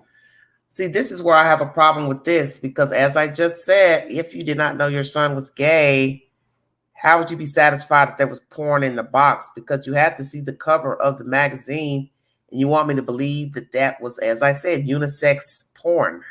I refuse to believe that. We've never known him to date a girl, like a girl, no mention of a girl dating. Hell, we don't even believe he had too many friends in school. So how would you be satisfied with knowing your son is engaging with gay porn? And he's never come out and told you he's gay. I don't know. I can stand to be corrected. Oh, Lord. Going back in time. It's very interesting. Box and seeing what was in there. Because what was in there? Human head. When we come back, I'll ask Lionel what his son Jeffrey Dahmer said to him during their first conversation following his arrest. Very interesting. Jeffrey didn't let him see what was in that box. As he said, I acceded. So the next day, he brings the box down, I guess, so he could get this conversation off the table, because he probably figured they're going to go on and on about this damn box till they can see what was in it. And Lionel, you knew you were wrong to pry in that box. Even though it was a skull in there, he took it out. Then he brought it back down the next day to let you know, here's the damn box. Ain't nothing in here but some porn. But indeed, there was a skull in that box the day before. Very interesting information. You see, as I've always said, the signs are always there of deviant behavior. It's a matter of what you tolerate. And we've seen this with many people. There are always signs. It's just a matter of you adhering to them, tolerating them. Because a lot of people just don't engage in things. As you said, he's a shy kid. No big deal. Clink a clanking of bones. No big deal. Fascinated with the color of the fish you all were cutting open. No big deal. Falling out when the wife were separating. Going to get a divorce. No big deal. Still being alone. Reclusive as a young boy into teenage. No big deal. Learning that he was drinking. Alcoholic in school. No big deal. Now moving in with the mother. Odd smells in the home. No big deal. She's cleaning up the room, seeing things, smelling things. A box. Too curious, wanting to know what's in it. See, the signs were there that even the grandmother knew something wasn't right, because why was she so fascinated with that damn box? It is his room. He's grown. Why are you in there? Why are you snooping? As I said, is it because she was smelling stuff in the house? Possibly. But then why you got to call the son to see what's in the box? And you even tried to open it, Lionel, which is very strange to me. But then we've realized maybe something could have came about. He could have been apprehended because there was a human skull in the box. My. A few minutes left. Thank you. We're talking to Lionel Dahmer. We'll be talking to other parents today who raised sons who ended up committing horrible crimes against society and other people's children. Do you see your son often? On the average, once a month. Once a month. Mm-hmm. Sometimes a little bit more often, Mm-hmm. depending upon the need. There's been a lot of legal problems that have come up. And What does he say to you? What did he say to you after the arrest? right after the arrest, the first time I saw him, Mhm. he hung his head and looked very disheveled, and he said, "I'm so sorry, Dad. I don't know what to say. There's nothing I can say. I did it again." So, in other words, it was just another "I'm sorry." It really wasn't that much more intense than the other times when, he committed less things like lesser crimes like drunkenness and so forth. He was drunk from the time he was 16 years old, going to school drunk. It was somewhere in the 16, 17, 18 year range, which was completely hidden from me. Uh-huh. Mm-hmm. He was going to school. He was an alcoholic by the time he was 16. Well, see, once again, no acknowledgement that your child's a drunk. So that means you could not have been around to not know your child's a drunk. And I believe this conversation is going to lead to him coming home drunk and you denying knowing he was a drunk coming home. 16. Obviously, Oprah's done her homework. How do you not know your child is an alcoholic and you are the legal custodian of the child? You can smell alcohol versus smelling drugs. Marijuana has its own smell, but such things as pills and other drugs with no, scent. Come on now. And at some point, even when you start to use narcotics, drugs, there are going to be signs that you are under the influence. As I said, it's a matter of who's going to say something and get the person help, give the child an ultimatum. This is not going to go on in this house. You're going to go get some help because you can't stay here. See, you all ignored Jeffrey. And by then it was vastly too late. It appeared to be so. Mm-hmm. Going to school drunk every day, trying to cope with all of his fears of not being able to socialize and so forth. Never came home drunk, never came home in a state that right there, he said, never came home. So it was the Oprah Winfrey interview. Never came home drunk.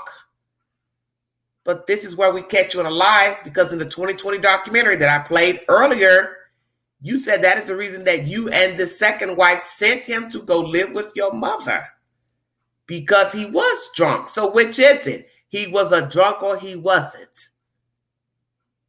Because it can't be both. Oprah says 16, which is pretty jacked up for somebody that's a talk show host to know when the hell your child became an alcoholic and you lived in the house with the alcoholic. But here he denies. Never saw him come home drunk. Well, you were a scientist, so what time did you actually get home?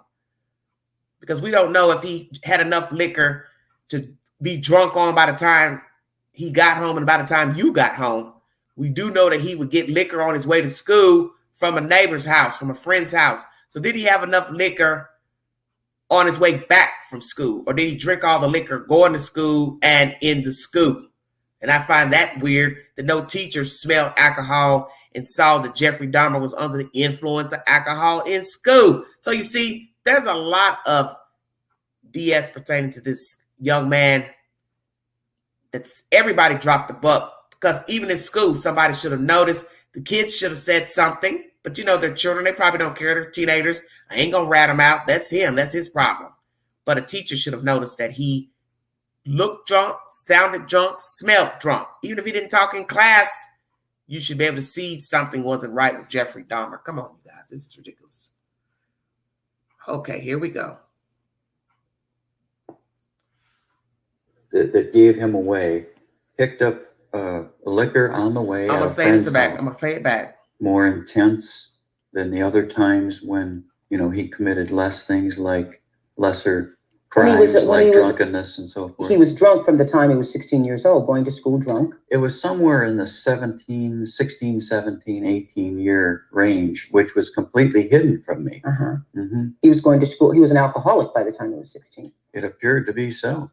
Going to school drunk every day, trying to cope with all of his fears of not being able to socialize and so forth. Never came home drunk, never came home in a state that gave him away.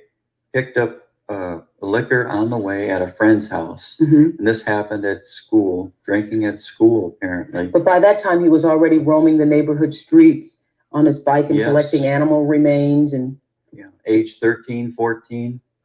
It's just inconceivable. And it's also how was a child able to dismember animals and, you know, take the skin off their bones? And I know you were a chemist and he had been around you and, you know, working with you at times, but how was he able to do that without you or your wife or your mother, anybody knowing that's what was going on? Well, we had about 1 3/4 acres of heavily wooded property, and the adjacent properties were easy to hide. And Jeff was very good at hiding. This is your home there? Yes. And there were so many areas that he could have done it in. And he timed it apparently when my former wife and I weren't around. And that's where he killed his first victim there. Yes. That you knew nothing about. I knew nothing about it at all. It's amazing. If only a neighbor, So we now learn that the first victim was at the family home of his father and stepmother, not the grandmothers. So I do believe this is before he ended up going in the military. First victim, hitchhiker, he picked up, brought home. I think they imbibed some beer or something to that effect. And this is the young man I believe he hit over the head with a dumbbell. Lord have mercy. I'm done. I knew after the fact, at the trial, I knew at that point that some of the neighbor kids knew that he was cruising around the neighborhood on a bike looking for, dead animals. That's all that they knew, apparently. But if I had known that would have been such a big red flag. I would have had him to a psychiatrist in a minute. You think so? I would have. In retrospect, that would have been the flag. But all the other things weren't flags. Right. No, not really. They were always explainable. They were always within the realm of. How can you say they were explainable? Because the drinking problem to me is a problem. You're drinking, you're drunk. 1 minute you're saying he never came home drunk. But then, as I said in the 2020 documentary, 30 years later, you said that is the reason why you sent them off to the grandmother's house, to your mother's house. So which is it? Why didn't you get him help if he was a drunk? But here you're saying he wasn't. So maybe that's what happened. You were in denial that he had an alcohol problem. Social problem. You're still just saying he's shy. But now he's gone from 4 years old shy, clanking with bones in a pail, fascinated with a gutted fish, to teenage drinking, but no big deal. We'll leave it alone. Send him off. Be rid of him. That's what it sounds like to me. I don't want to deal with this. Send him somewhere else. That's exactly what happened. So he was very angry with the marriage, the brokenness of the marriage, probably new wife. That might have been a problem as well. New lady in the father's life. Now I'm drinking, I'm this, I'm that. I got all these crazy thoughts going on in my head. Inhumane thoughts of animals, people, attracted to boys. I'm fucked. Excuse my language. I'm jacked up. Nobody to talk to. Nobody's going to want to listen to this. Nobody's going to hear these nasty thoughts. So now he's coveting. He's holding all this in. Naturally, children are going to go tell the parent, hey, your son's riding around looking for dead carcasses. Because boys don't talk like girls do. They keep a lot of stuff in. They hold things to the vest. They don't snitch on their other little neighbors, friends. It's very sick. But nobody listened. Nobody cared to say he had a problem. Go say, hey, something wrong with your kid. He's picking up dead animals, skinning dead animals. Nobody said anything. Father didn't do anything about the drinking problem. But now you say, oh, I would have done something had I known he was picking up roadkill. This is, Lionel, your actions are just bizarre to me. Of my experience, shyness, inferiority feelings, nothing really exceptionally stood out. Wow. So now what does your son say to you? Well, my wife, Sherry, and I visit him. Your second one? Yes. Routinely. We talk to him every week on the phone. We're very, very close. We've gotten very close. Since his arrest, much more close. Do you still love your son? I still love my son. I always stick by him. I always have. And I still love him very, very much. Do you see him as sick? I think he has a very deep psychosis. I don't think there's any doubt about that. I think he has something that he does not understand. And I would really love, if he were amenable and it would not destroy him mentally, I would like to see him study. That was one of the reasons I wrote the book. Because you'd like to provide funds for research, for treatment of him, to donate to victims groups, to create new groups, and so forth and so on. Sherry and I discussed this extensively. To see him studied. Studied and helped. Right. You think he can be helped? I think if we can get back to the time where this hypothetical mixing of his sexuality with his frustrations and anger, now maybe we can get to it. Do you see anything that you or your wife at the time could have done to prevent this? Well, there was a lot going on. There was a lot of mental, my former wife had a lot of mental and physical problems. And we were so occupied with those problems that it was difficult to concentrate on anything else. Or to see that your child was becoming increasingly lost. Increasingly shy, that's all that we saw. I mean, there was, I would encourage any parent, though, who has problems, and there are millions of people who have a divorce, who have marital problems, draw out information in all kinds of ways, with your minister, with your rabbi, with because now you can see where the trouble was breeding itself. The psychologists that I have seen to help me through this said he didn't even know if he could ever draw out anything, to elicit anything, to show these bizarre thoughts that were developing Jeff's mind. But it's worth a trial. It's worth a checkup for any parent. Take their kids. If they're extremely shy, it doesn't mean that they have to go to a psychologist, but go for a checkup. If they're not talking to anyone at all about their fears and anger, so forth. Something's going on. Do something. Yeah. Oprah Winfrey, thank you so very much for that content, Mrs. Winfrey. Let's read a few of the comments in the box. I did not realize how terrible of an interviewer Oprah was until I watched this. Just kept cutting him off, talking over him, finishing his sentences. He was more professional than she was. The reply. I think they were afraid that if she let him lead the conversation or showed empathy for him, they would label her as a sympathizer. They were probably worried about ratings as well.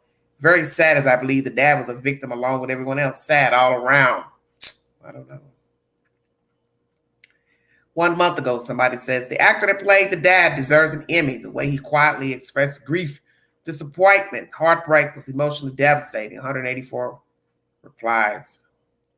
It's amazing how calm the dad is here. His son seems to have inherited that calmness to lure in his victims. 37 replies. Very interesting. It feels so painful to be introduced to an audience as a father of a serial killer with such a description. Still, he was calm and collected. He sure did love his son. Very sad to observe this father being constantly interrupted with tremendous lack of empathy. Well, she was an interviewer. And yes, sometimes you can't show biasness. In the news, they can't show biasness when they read the news. Sometimes they may say sad, terrible. But we already know on the news you can't just be like, that son of a something shouldn't have killed those kids, those men. Come on now. The Netflix casting is seriously on point. Even the dad. 90 replies. Okay, still another complaint about Oprah Winfrey's interview style. But sometimes you have to jump in because if you don't, you'll forget what you're supposed to ask if you don't have note cards such as like Dr. Phil. Just saying. Nonetheless, whatever you feel about Lionel, whether you believe he saw the signs, didn't see the signs, if they were even signs to acknowledge, he said he talked to somebody and that person said they couldn't have drawn anything out from what he described his son was about growing up.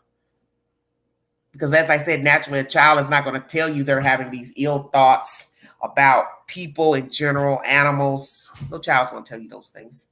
But I think when he was 6, I think he should have had a talk with his child and asked him what was wrong when the teacher told him he was pacing about. To me, that was a sign that something was wrong then. That's 6 years old. Maybe not necessarily the clinging of the bones in the pail, because he was just 4 then. But when he was pacing about at 6 in school, that shows it's tunnel vision. He's not looking at nothing. He's not paying attention to anything. He's not paying attention probably to the teacher. He's not watching the kids. He's not interacting with the kids. And at 6, kids like to play. Even if they're shy, they still will engage to some point with at least one child in school, playtime, recess. So I found that very interesting. I think he should have had a talk with his 6-year-old. And then he should have went back to the teacher and said, I've had a talk with Jeffrey about the pacing and not engaging. If you don't see a change, please let me know. And my wife and myself will see about taking him to possibly the doctor or a therapist. Even though 6 is very young to see a therapist, but maybe he could have had something going on with him that maybe or even a regular pediatrician could have pointed out or recommended somebody for them to take him to see someone. But as we said, in those times, people did not like to acknowledge that their child had any type of problems, because those are old school days where people would fear anybody thinking their child was mentally ill or disturbed. I think most of us know that. Thank you for joining me. Should he be suing Netflix? Why sue Netflix? Inside Edition is my next source of information. Thank you so much for joining me. Jeffrey Dahmer speaks to the network to give you a glimpse of who he was at that time and how he became this monster.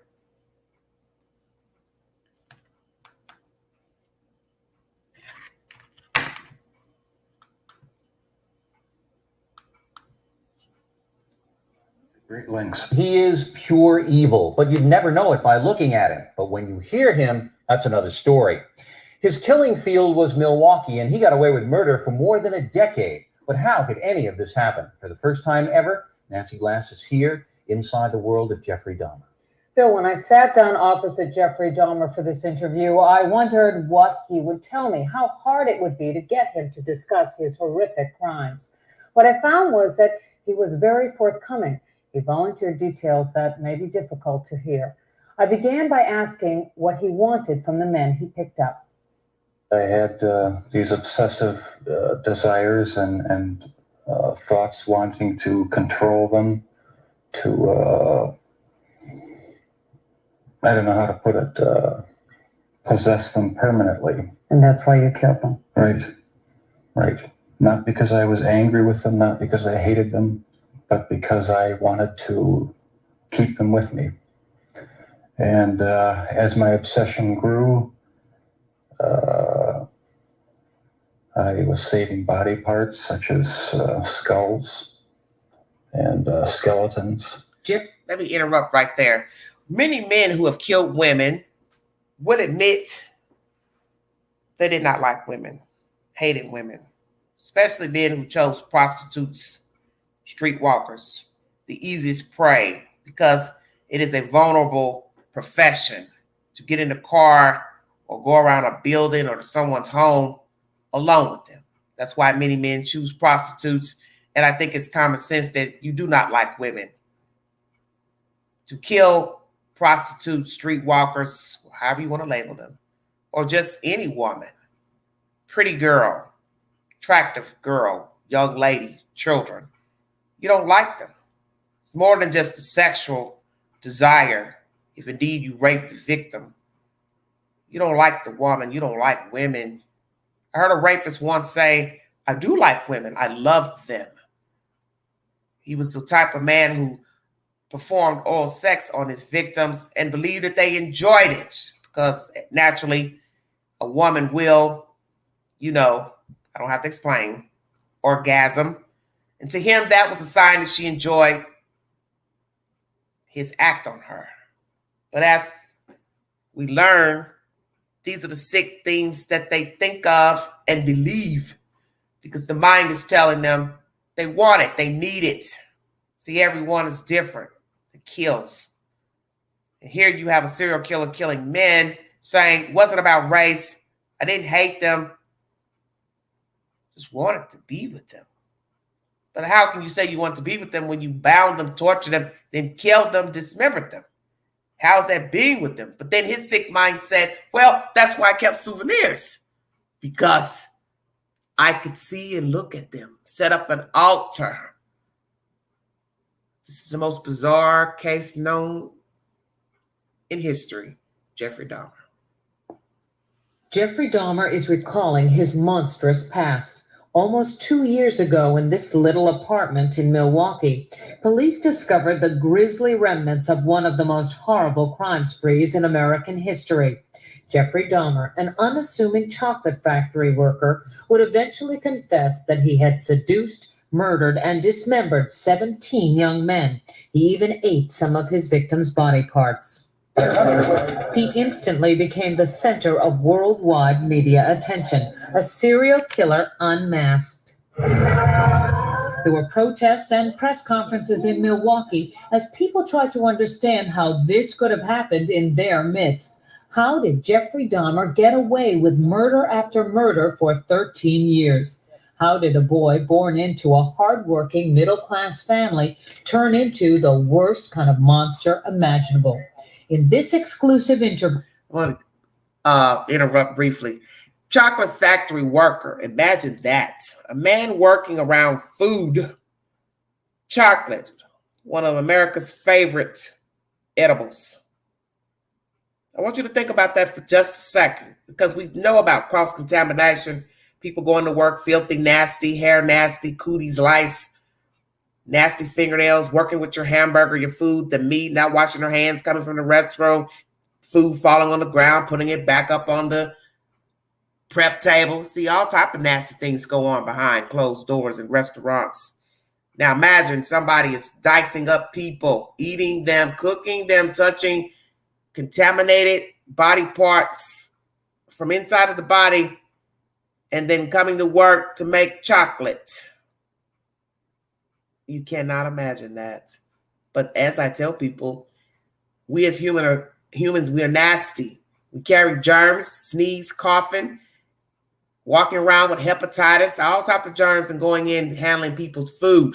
That's why we have so much germs and diseases now. cross-contamination of humans and animals. Raw, cooked, uncooked, spoiled, everything you can think of. Living in nasty houses, homes, hoarders, all those things you need to think about when you're out here eating. They touch your silverware, your plate. Somebody touched that. Then somebody put the food on there. Then they brought it to you. You don't even know who brought that food to you. You don't know what they did to it before it got to your table, got in your bag through the drive-thru. Now imagine a serial killer has been handling your food. Food for thought. Thank you for joining me. Interview, we put those questions to Jeffrey Dahmer himself. We met with him at the maximum security prison where he is serving his sentence of 999 years. For the first time, he talks about his crimes and gives us a chilling look inside the mind of a serial killer. It's a process. It doesn't happen overnight. When you depersonalize another person and view them as just an object for pleasure instead of a living, breathing human being, it seems to make it easier to do things you shouldn't do. The reason why Jeffrey Dahmer was able to get away with his crimes was because of just what you are seeing here. Jeffrey Dahmer is intelligent and articulate. That is what makes him so frightening. But if you listen carefully to his words throughout this interview, you realize it is a thin disguise. You do sound, though, like the kind of person who could have said to himself, "This is wrong. I must stop." I always knew that it was wrong, but after the first killing was not planned. I was coming back from the shopping mall back in '78. I had fantasies about picking up a hitchhiker and taking him back to the house and having complete control and dominance over him. The hitchhiker's name was Stephen Hicks. He was just 18. Jeffrey Dahmer took him to his parents' house. There he strangled him with a barbell. He dismembered the body and hid it in a drain pipe. It was Jeffrey Dahmer who gave those details to the police in his confession. No one. Let me stop right there. Boy, that's deep. He admits it was wrong. He knew it was wrong. First victim was not intended. But he was lonely, as we've learned about Jeffrey Dahmer's demeanor, wanting company, someone to talk to, spend time with, possible sexual interaction. And when it was time for the young man to leave, he had to go. I do believe he had a girlfriend, this guy. Now we are turned off. But see, Jeffrey had to have known this man wasn't possibly a homosexual. You wanted to dominate him. You said this. You say this right here in this interview. How are you going to dominate him without harming him? So this is where she says in the beginning of this, a thin disguise. I see what she means. You see, sometimes the killer will play upon the host or hostess and just spin a web, not really telling the truth of their real emotions about why they did what they did. And so this really makes no sense to say, I didn't intend to kill him. But yet you said, I've been fantasizing about having control. So what did you plan to do? Solicit a man for sex, ask him to put on handcuffs, or force your way on him to put handcuffs on him, torture him, and then what? Let him go and think he would not, one, put up a fight. So what were you hoping? He would comply to being what? Bound, gagged. You do whatever you want to him. And then when you're done with him, you would untie him and say, hey, can I give you a ride somewhere? I don't understand this commentary. Because I think we already know if you were having fantasies of bondage, torture, such as BTK, you were not going to let that boy go. So here you are spinning trickery with the hostess. Because I got a feeling you also thought of murder as well, because we already know things will go terribly wrong in trying to subdue the victim. Who wants to be tied up after having a couple of beers or conversation? Nobody. Not the average human being. And you had to have known that. And I don't know if you came on to him, made a pass, he got mad, or you all were jiving well, and then he said, well, I gotta go, because my understanding was, a platonic conversation, and then he let you know he had to leave, and this is when you spring into action to subdue the victim. But you had to have known to subdue him, you would also have a chance to kill him. Strangle him with a barbell, you thought, what? You're just gonna pass out? Let's make it make sense now. Strangling with a barbell, and you thought what? He was going to live. So I believe you wanted more than just dominance, Mr. Dahmer. You can't hear me, you're dead, but I think you thought about dominance and also murder. Thank you so much for listening to the content. No one had a clue as to what was happening for over a decade. During that time, Jeffrey Dahmer joined the army and was sent to Germany. He was eventually discharged for a drinking problem and returned to Ohio. 9 years after Stephen Hicks' murder, the killing began again. What happened to you in the 9 years in between that you were Let's go able back to to that. stop? Let's hear that one more He time. strangled him with a barbell. He dismembered the body and hid it in a drain pipe. It was Jeffrey Dahmer who gave those details to the police in his confession.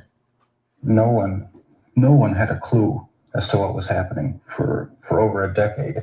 During that time, Jeffrey Dahmer joined the army and was sent to Germany. He was eventually discharged for a drinking problem and returned to Ohio. 9 years after Stephen Hicks' murder, the killing began again. What happened to you in the 9 years in between that you were able to stop, that you were able to control yourself? It just wasn't an opportunity to fully express what I wanted to do. There was just not that. So there you have it. While in Germany, he did not have the opportunity to do what he wanted to do.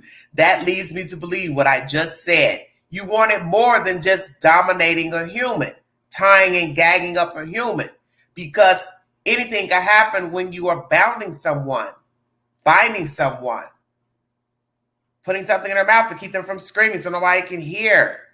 How far do you think this is going to go? Because as I said, after you tie a person up, do what you want to do to them sexually, you want us to believe you were going to untie the victim and then set them free? I refuse to believe that. Because, see, you had already done it at your parents' house accidentally. So you say you was not intending to kill the victim, but yet you did, and put him in a drain pipe. All this nonsense. You go away to Germany, you say, well, I couldn't do it over there. I didn't have the opportunity. I don't know if I agree. I don't know if I believe that. Why not? You had to come off that base at some point. You had to go mingle, drink, shop, eat. Why not? Were you too afraid to kill over there? That's something somebody should have asked him, to explain that thoroughly. Why didn't you attempt to kill over there? Because you had to have had those thoughts and desires. You also around men and you're attracted to men. How did you even sleep in the barracks with other men? A man. Sleep in a dorm with a man. Did you ever want to try any hanky-panky business, dominance with one of your comrades? Did they even know that you were gay in the military? Did somebody sense that? Released because of drunkenness? What else was he doing while in the military? Are we to believe he never killed anybody while in Germany? I don't know. But I find it very interesting. He comes back. He's ready now. He's basically ready to go to war with innocent victims. Not the physical opportunity to do it then. And I started, when I moved to Milwaukee in 81, I started reading pornography, going to the bookstores, Eventually that led to frequenting the gay bars. And then one time I brought this young man back to the hotel room, the Ambassador Hotel. Was just planning on drugging him and spending the night with him. I had no intention of hurting him. When I woke up in the morning, he had a broken rib here. I was heavily bruised. Apparently I had beaten him to death with my fists. Here we have him saying this 2 times now. I didn't intend to kill the victim. So I do believe alcohol has played a part in his sadism, because I do believe he was drinking with victim number 1 that he did not intend to kill. This is the victim he killed at his parents' house. Then he goes to Germany for 9 years or so, comes back, lives in Ohio. Now the killing resumes, and you hear he is taking a man to a hotel. But once again, I did not intend to kill the victim. Jeffrey, one could say that you're lying here, because you've done it now twice in a 9-year period. Too afraid to kill over there while in the military. Obviously, you've been thinking, processing, desiring to get a hold of a victim. But you said you didn't have the opportunity while in the military, which I find very hard to believe. I think you were just scared because you was in a foreign country and didn't want the risk of getting caught and convicted over there, of all places. But you come back, you're ready, you're thirsty, you're hungry for flesh. And now your first kill in 9 years is in a hotel room. And you successfully got that man out of there. Lord have mercy. But yet you say, I did not intend to kill him. And we know that alcohol was involved because you had no memory. So you say, of killing this man. And you have no memory. I have no memory of it. But that's what started the whole spree all over again. Dahmer says he snuck the corpse of his victim, Stephen Toomey, out of his hotel room in a suitcase. Then he took it to his grandmother's house, where he cut up the body and put it in plastic garbage bags. When you killed these men, afterwards, were you repulsed? Were you upset? No, at the time, it was almost addictive. It was almost a surge of energy. I wouldn't have to worry about any of their needs or anything. I just had complete control of the situation. But Jeffrey Dahmer was up. Let me interject. This victim here, Mr. Toomey, I believe he's of Asian descent, if I'm not mistaken. This is the one where they believe he should have been caught, because this is the body he had chopped up in the bags in the backseat of the car. Yes, bags on the backseat, and was pulled over by law enforcement for speeding, I believe. And his excuse was, well, my parents are going through a divorce, and I'm just upset, erratic. He gets a pass and let go. Little did the world know, officers, that on that fateful evening, I believe, or afternoon, whichever it was, a dead man was chopped up into plastic bags lying on the back seat of a car, and a police officer had stopped Jeffrey Dahmer during a traffic stop. And this is where you can go to Law and Crime to get the said information pertaining to the 5 times that Jeffrey Dahmer was close to being apprehended, outed as a serial killer, but he got away. And this is possibly incident number 1. The murder of Mr. Toomey. Discarded in trash bags on the back seat of a car and pulled over by an officer who did not check the car, possibly had no reason, just told him to slow down and sent him on his way. Thank you for joining me. This is Everyday Shenanigans. Was out of control. The urge to kill had overpowered him. As police later learned, he wasn't satisfied with his victim's death. He wanted more. Why did you photograph them?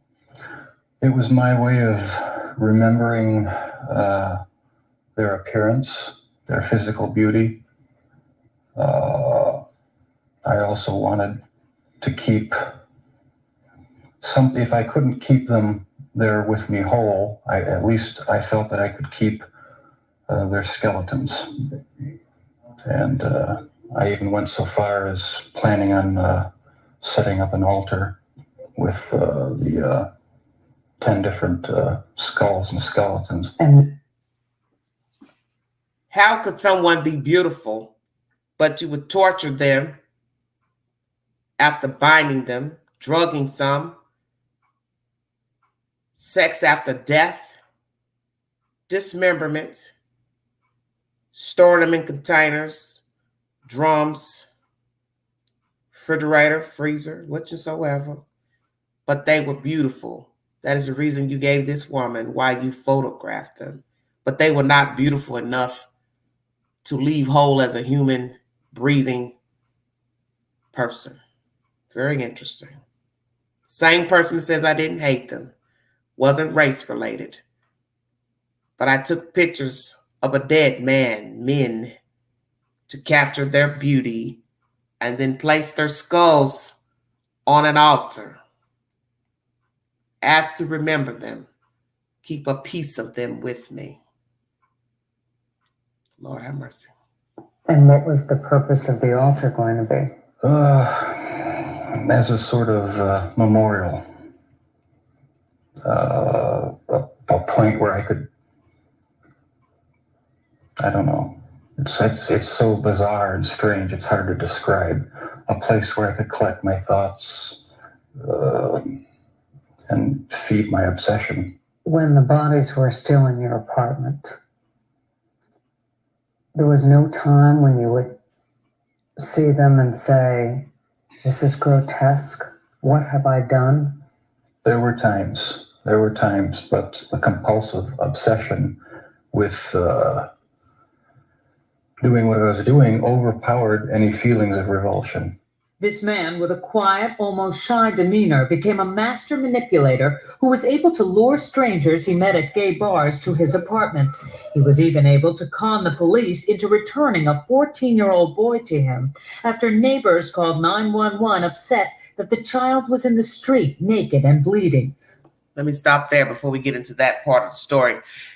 How could a person live in an apartment, home, knowing they have killed someone will be looking for that person, and then smell odors would emulate out of the apartment?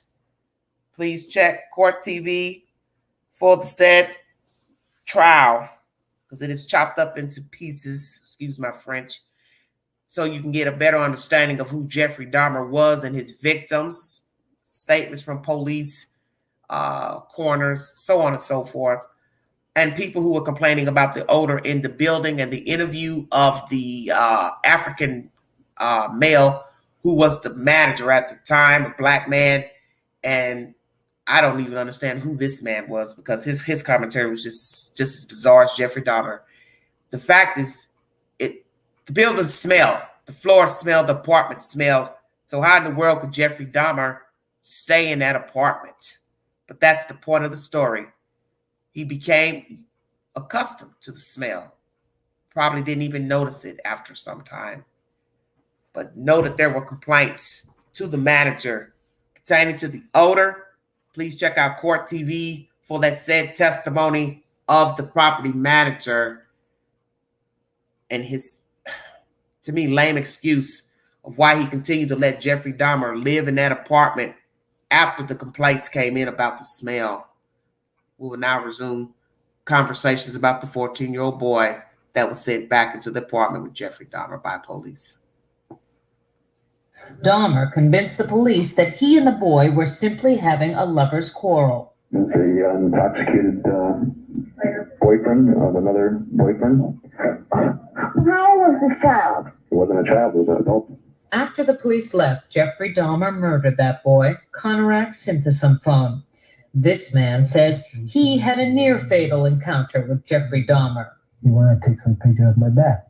He hit me with a rubber hammer on my neck. He was lucky to escape because by then the killing had become almost routine. Before you went out to pick up the man, was there any kind of ritual you went through? I go to the nightclubs, drink, watch the the striptease shows. And if I didn't meet anyone at the bars, I'd go to the bath clubs and meet someone there, offer them money, and we'd go back to the apartment, have a few drinks. I'd have the sleeping pill mixture already prepared. Person would drink it, fall asleep, and that's when they would be strangled. Jeffrey was just a strange duck. I do believe he drugged some of the victims because he didn't want to have to worry about trying to fight them in case they were stronger than him. But then the one victim who got away, which led to his capture, was an African-American male who he ended up putting a handcuff on only one wrist, which was very bizarre and strange as well. And they played this cat and mouse game with the handcuffs until he had enough strength to run out of there. I think he may have hit him and then ran out at some point, but this went on for I don't know how long. But I always wondered why he didn't drug that guy. But then I remember he didn't drug that guy because the guy didn't drink. So Jeffrey had to come up with another ruse to try to subdue that victim. That may have been the last victim before he was captured, because that guy was able to get out of the apartment and call authorities. The victim of the 14-year-old, you will hear testimony about that victim. You will hear versions in the Docuseries that I've gotten here bits and pieces of. My understanding is that the women in the street told the police, hey, he's bleeding from the rectum, bleeding, hurt. So how can you all say he was an adult? And if he was an adult, he's bleeding and in the street and bleeding from the rectum, bleeding from the head, and you would still say, send him back. I don't care what Jeffrey Dahmer said when he got on the scene. You should have known something was wrong when the guy could not speak or talk. And the fact that Jeffrey said, I believe that he only knew a little bit of English, well, then how would he have known to get in your apartment with you and end up naked if he could not speak English? Make it make sense. I don't think the cops cared. There is controversy about what happened with the police officers making jokes about that incident. Nothing was done. I believe there may have been some type of reprimand. I can't remember. But nonetheless, did you officers think that was funny, what happened with that young boy? Because indeed, that was not a man, that was a child. And my understanding is that the ladies said from the documentary that he was bleeding from behind and his head, the back of his head. You want us to believe a man is standing there naked in the dark and you can't see blood coming from the head and his bottom, his backside of his butt. Come on now. I don't think you cared. You should have known something was wrong no matter where he was bleeding. Let's keep it real. Neck, side, face, head, frontal area, back area, foot. Why would a naked person be staying in the street, inebriated, as you say, and bleeding? And you would still send them back with a person saying, oh, when he gets drunk, this is how he behaves. He just runs out and acts wild. Well, why is he bleeding? Because I refuse to believe these people lied. These women were lying to say that the man was bleeding. If they said he was bleeding, I believe them. So why did you send him back with Jeffrey Dahmer? Make it make sense. Then it's alleged that you were laughing and making jokes about it afterwards. Somebody repeated that. Oh, it ain't no big deal. It was just some lover's quarrel, some gay lover's quarrel. Well, you later found out it was more than that. He had assaulted a child, tortured a child, and murdered him. And you sent them back in there with the killer. Watching the movie Exorcist 3 was also part of his ritual. It put him in the mood for murder. I felt so hopelessly evil and perverted that I actually derived a sort of pleasure from watching that tape. Did you like feeling evil? No, I didn't. But I tried to overcome the thoughts, and it worked for a while, but eventually I gave in. While Jeffrey Dahmer may say things today that make it seem like he understands what went on in his mind, he does not. All he can do is tell you what happened, but he cannot stop whatever it is that drove him to kill in the first place. Do you still feel those same urges? Do you still feel that compulsion, that obsession? I wish I could say that it just left completely, but no, there are times when I still do have the old compulsions. Jeffrey Dahmer says as time went on, his mind became more and more warped, and yet he was clever enough to continue to elude police and lure young men to his apartment. We should warn you, the details are very graphic. Let me stop right there. As we have said about sadism, therapists have said there is no help. And you hear that from the killer himself, the compulsions were too great. That's why he did not stop. And I don't think he would have stopped. Just like most serial killers, child molesters, rapists, they don't stop. They know this. That's why some eventually kill their victims, such as rapists, those who molest children, because they know that there's the chance that the person could call law officials and say they were touched, assaulted, so on and so forth. So that's when the sadist crosses over from rape to murder. And many killers who were caught will tell you that is why they also started killing, that were rapists. I did not want anyone else to go forward and file a charge against me. And that is a very scary feeling, to know a person's out here molesting children, raping women or men, and then will cross over to become a killer as to avoid apprehension. And this killer here lets you know it wasn't going to stop. I knew it was wrong, but I enjoyed it. I liked it. And once you have killed so many times, how is it that you're going to stop? And that's the bizarre part about this story as well. The 9-year interval of no murders, allegedly. But he thought about that one kill at that family's house, his family's house, and he did not let go of that feeling. So that's interesting. Holding on 9 years to a murder, and then once back in the States, you have decided to kill again. Very scary. Having these obsessive thoughts when I was about 15 and 16, and they got worse and worse. What were your fantasies about? They were sexual fantasies of control, power, complete dominance.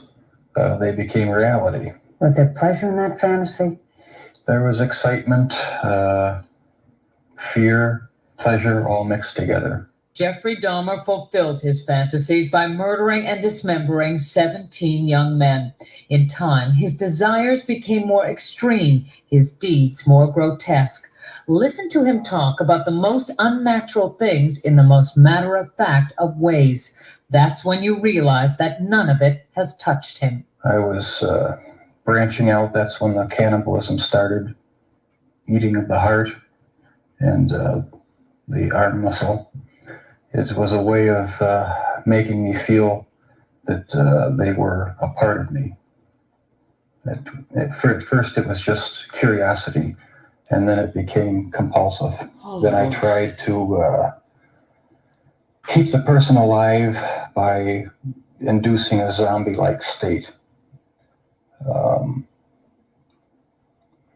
By injecting first dilute acid solution into their brain or hot water. And it never did completely work. Could someone like you be stopped? Could you be helped? No, I was dead set on going with this compulsion. It was the only thing that gave me any satisfaction. He became so warped by his evil impulses that he even took a victim's head with him to work at the Ambrosia Chocolate Factory. I kept the mummified head and skull of one of the victims in a carrying case in my locker at work. Were you almost flaunting it? Yes, but that's how strong the compulsion was. That's how bizarre the desire was. Imagine opening that locker. Supervisor, manager, for some reason, they needed to check their lockers. Maybe they thought he was on drugs or using drugs, or they're looking for a weapon. Various reasons they could go in the locker room, open the lockers. Imagine seeing that skull in there, and then imagine maybe not even believing it's real. Because naturally they're going to ask him, well, what is this? What would he have said? Because Jeffrey Dahmer at this point is a grand manipulator and mastermind disguise. So he would know what to say because he's a liar. He's become a pathological liar at some point during these murders. So what would he have told them? Oh, it's not real. But then what if someone inquired to say, well, we're going to take it anyway, and we'll let the police decide if it's real. See, the many times that he has come close to being apprehended because somebody could have went in the locker for some grand reason, confiscated the skull and turned it over to authorities, and then they take it to the coroner's office and have it examined to see if indeed it was real or not. Imagine that. And then imagine the macabre would have been discovered back at the apartment of all those dead people's skulls and remnants of body parts stored in his apartment. And then people would have known, I've been working with a killer, living in a building with a killer. But as you see, it's only a matter of time he would mess up and be apprehended. Just food for thought, something to think about. The few times he's come close to possibly being caught, but he did not. Let's say he was a very lucky person to go as long as he did, because to kill 17 men on record, that's a lot of missing people in a city. I don't care if the population is 300,000, 200,000, 500,000. 17 is a lot of people to just go missing and then butchered, dismembered, and sitting inside of a person's apartment. It's unreal.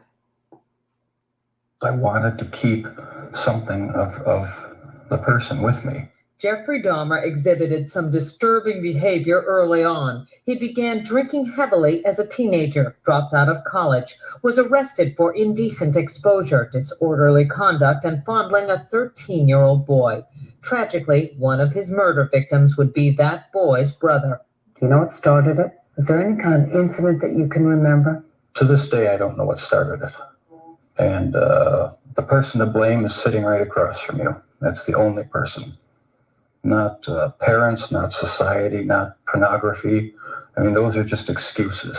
His macabre 13-year crime spree finally ended when this man, Tracy Edwards, brought the police to the infamous apartment. Like the others, he had gone there with the promise of money. He was listening to my heart, because at a point he told me he was going to eat my heart at that point. I hit him and I ran. What was the turning point for you that made you suddenly realize that you had done something terribly wrong, something you should be sorry for?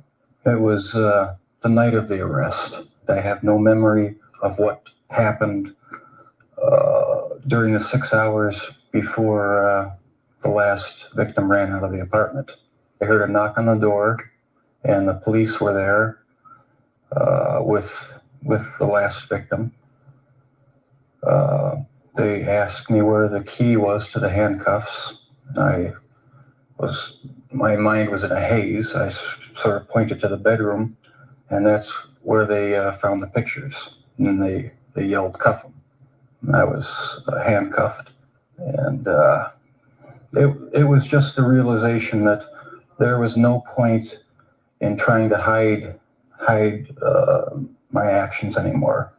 The best route was to help the police identify all the victims and just make a complete confession. When it was revealed that most of the victims were Black or homosexual, people in Milwaukee were incensed. Many felt that was why he went after them and why the police didn't seem to care when their families reported them missing.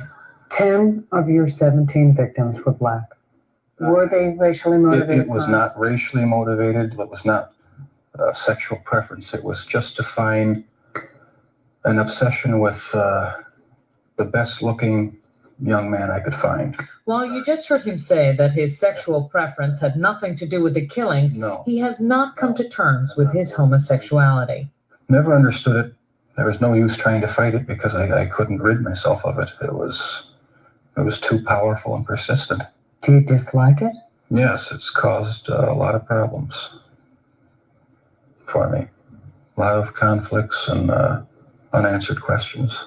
The conflicts remain with him, and so do his compulsions. But in prison, he finally cannot act on his savage desires. If you were out on the street now, would you still be committing the crimes? Probably. If this hadn't happened, there's no doubt I probably would be. I can't think of anything that would have stopped me. Thank you all so much for following the content. Those are the words of Jeffrey Dahmer. Inside Edition is the source. He said he realized what he had done was wrong when he got arrested that night. Went ahead and confessed. Well, they were going to see what you had in there anyway. The smell alone would have been the first indicator of the macabre, and anyone that's worked police work know that smell. At some point, an officer has been on the scene of a deceased body or a decaying body, and they say it's a smell unlike any smell. So they see the pictures in the back room as going to get the key to unlock the young man from the handcuffs, and one of the officers found pictures of men who were naturally deceased in the pictures. Now, when you watch this other documentary, I believe it's on the Roku channel, if I'm not mistaken. It's one of I can't remember because I watched it recently. Everyone has a documentary pertaining to Jeffrey Dahmer. But if I'm not mistaken, it's on the Roku channel. In that documentary, you hear the officer saying, at first, he didn't even think that the people were dead in the photographs. It wasn't until he looked around the room and realized, the room is the same as the photographs. So then it hit him. Oh, these people are dead. They are not alive. And that came the search of the apartment. And the infamous name, Jeffrey Dahmer, came to light. Tracy Edwards, African-American male, ran out of that apartment to safety. And that is how Jeffrey Dahmer got arrested and to later die in prison by an African-American male. Interesting. Who thought he was Jesus. Woo! What a lot to digest. You see, you don't know people. His parents didn't know him. Grandmother didn't know him. Co-workers did not know him. Neighbors did not know him. And no matter what version you've heard pertaining to Jeffrey Dahmer's acts, his interactions with different races of men, neighbors, property manager, whomever, they did not know him. They smelled death in that building, and nobody cared. And the property manager was an utter buffoon to be in that apartment and not know that something was amiss in that apartment. To later go upstairs to show the apartment above him to someone else and said in his testimony that I had to leave out of the apartment because of the smell in the apartment. And this was on the floor above Jeffrey Dahmer while showing an apartment to a prospective tenant. So therefore, sir, you had ample enough time to also bring the house of cards down to Jeffrey Dahmer, but you did not. And we also heard in your testimony that you asked him to be an investor in your real estate business, which was the most bizarre request. And then I questioned in a live recently if you were gay, because what I have to tell myself is what I've heard from homosexual men is that a gay man knows another gay man. Come on with it, Queen. Why would you want money from Jeffrey Dahmer and he was a tenant? You would have to know that that would be unprofessional to mix, as they would say, business with business or business with pleasure, whichsoever. He's your tenant. You've had complaints against him, and yet you would ask him in a McDonald's near the apartment complex if he would like to join your real estate venture. And then at some point you testified that you changed your mind, and the prosecuting attorney asked you why. Why did you change your mind? And you just basically fluffed it off as, well, I just didn't think it was a good idea. That's because you knew something. You knew something was not right with Jeffrey Dahmer. That is why you changed your mind. I do not know if you were trying to scam Jeffrey Dahmer or if there was some type of attraction to Jeffrey Dahmer. But as the old saying goes, a gay man knows another gay man. And I believe that. And I'm wondering if you were a closeted homosexual and you noticed that with Jeffrey Dahmer because you were the property manager, you lived in the, you worked in the building. So at some point you would have learned his demeanor and ways. And some men have a hard time hiding being gay, if you understand what I'm saying. So what is the truth to the property manager? So you learn all these things when you go back in time and you watch the trial. I never knew anything about this black man's real estate venture and him soliciting Jeffrey Dahmer as a prospective investor. And the fact that you had complaints against him makes a lot of people wonder why in the world you would be asking this person to invest money in your company and then later change your mind. And naturally, the people in court were looking at you like you were damn crazy. Because too much time went on that you knew that that apartment stunk. And saying it stunk is putting it mildly. So one would have to question your ethics and your demeanor and your disposition as a property manager and your mindset. Because maybe you have a few skeletons, had some skeletons in your own damn closet. Yeah, I'm saying that. Because one thing begets another. This is why I say to you, you don't know people. You don't know who you're talking to. You don't know who you're standing outside holding a conversation with at the bus stop, your job, the grocery store, your neighbor. They're new, they're old. You don't know what they're doing inside their apartment. You don't know the company they keep. You don't know what they've done in their past. You don't know people. We're all flawed.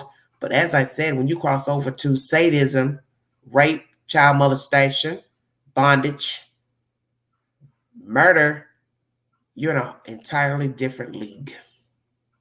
There is no comparison, no comparisons of murdering someone versus petty thievery, fraud. Although we've seen people who commit these types of crimes and cross over to murder as to hide their crimes. But murder is just a different league. And I think we all know that. And even a liar can be diabolical in the lying, the coveting, thievery as well, fraud. But Jeffrey Dahmer took his sadism to a whole new level. There are no words to what he did to those men. And the fact that he's assaulted children, 2 on record, both happen to be brothers, I would like to get an understanding of that. Because what are the odds of one of the boys you have fondled, you end up killing the brother, which was the 14-year-old? Now, I read in a comment not too long ago on one of the channels that that boy who he killed that got sent back into that apartment with him by police, that, he knew what he was doing. He knew who Jeffrey Dahmer was. He knew why he was there. That was the words the person used. He knew why he was there. So naturally, the queen commented, what do you mean by that? What are you trying to say? The boy recognized Jeffrey Dahmer as the boy that, the man that assaulted his brother, and he went deliberately to Jeffrey Dahmer's house to be sexually intertwined with him. Think about what you're saying. Why would a 14-year-old boy want to be touched by a grown man unless the child was prostituting himself? And if you don't have any proof to that assertion, it is a cruel thing to say about a child, that a child went looking for a grown man to have sexual acts with him. Then the flip of the coin would be, did the young boy know that that was Jeffrey Dahmer? Knew that he had assaulted his brother? And why would he want to be in his company? You're entitled to your interpretation. Could he have sought him out for revenge? Wanted to be along with Jeffrey Dahmer to hurt Jeffrey Dahmer. But things went terribly awry, such as him being drugged, sexually assaulted, raped, and then ran out of there to only be sent back in with the killer and dismembered. Lord have mercy. You can't make this stuff up. This is why you have to be very careful in meeting and greeting people. Whether you're intending to have sexual relations with a person or not, no matter what your sexual orientation is, it does not matter. You don't know people. And as my aunt once said many years ago, pertaining to entertaining men alone, she said, even if you decide to invite a man over with the knowledge, assertion that you two are going to have sexual relations, you have agreed upon it. Both have consented to have sex. That once the door is closed, all bets are off. It does not mean he will play fair. I have never forgotten those words. And it is scary to think of those words while talking about Jeffrey Dahmer, because they ring true with what he did to his victims. That when the door is closed, all bets are off. That he will play fair. Because it doesn't matter the motive for going to a stranger's home alone, or even someone that you know or think you know. That when the door is closed, he may not play fair. Because that would be the assumption from somebody. Well, I've agreed that we're going to fool around. So why would they want to do something to me if I agreed that that's what we're going to do when I get there? But that's the point. You don't know him. So agreeing beforehand means nothing once you're inside and the door is closed. Nobody's going to hear you. Nobody's going to see you. And nobody is going to be a witness to the macabre. And that is a scary, scary thought of being alone with a human being. And whether you went there to have sex or not, whether you went there to eat dinner, dine, watch a game, TV, a movie, the fact of getting in that apartment, house, home, and to be turned on is very scary. And now you have to try to figure out a way of how you're going to get out of that situation. And some people have not lived to tell the story, how they were able to get out. And some have never been found to tell the story.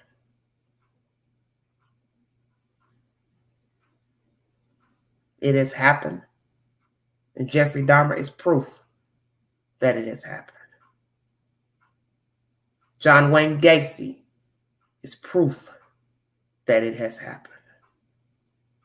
Many people have lured victims back to their home with the intent of bondage, torture, and murder, and have hid their bodies inside of their home and or took the body out and discarded the bodies somewhere in the world. Thank you all so much for joining me.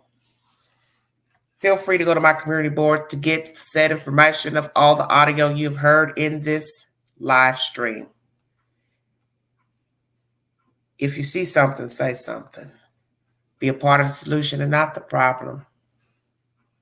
Mind the children and mind the adults. Always call if you see or hear something that does not sound right. Know that you can remain anonymous. You may just save a life. The story of Jeffrey Dahmer and his victims is a cautionary tale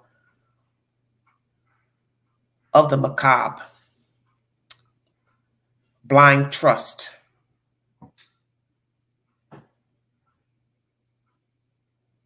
sickness. You don't know people. And for whatever reason, no matter the reason, he had no right to kill these men. No matter the reason they went there, he had no right.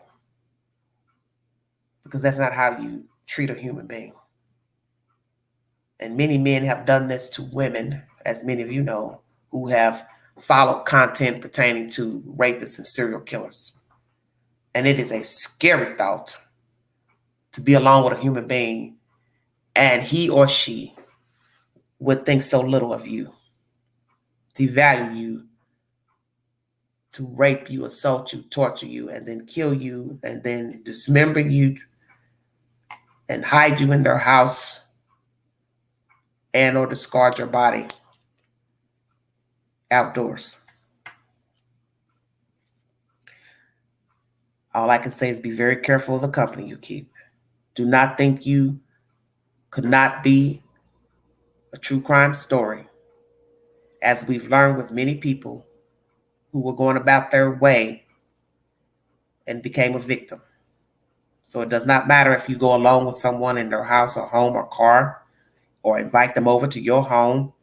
You can become a victim a multitude of ways. And I think most of you who follow true crime know that there is no standard. That the day that the devil comes knocking, it did not matter who you were and who you are. Thank you for joining me. This is Everyday Shenanigans.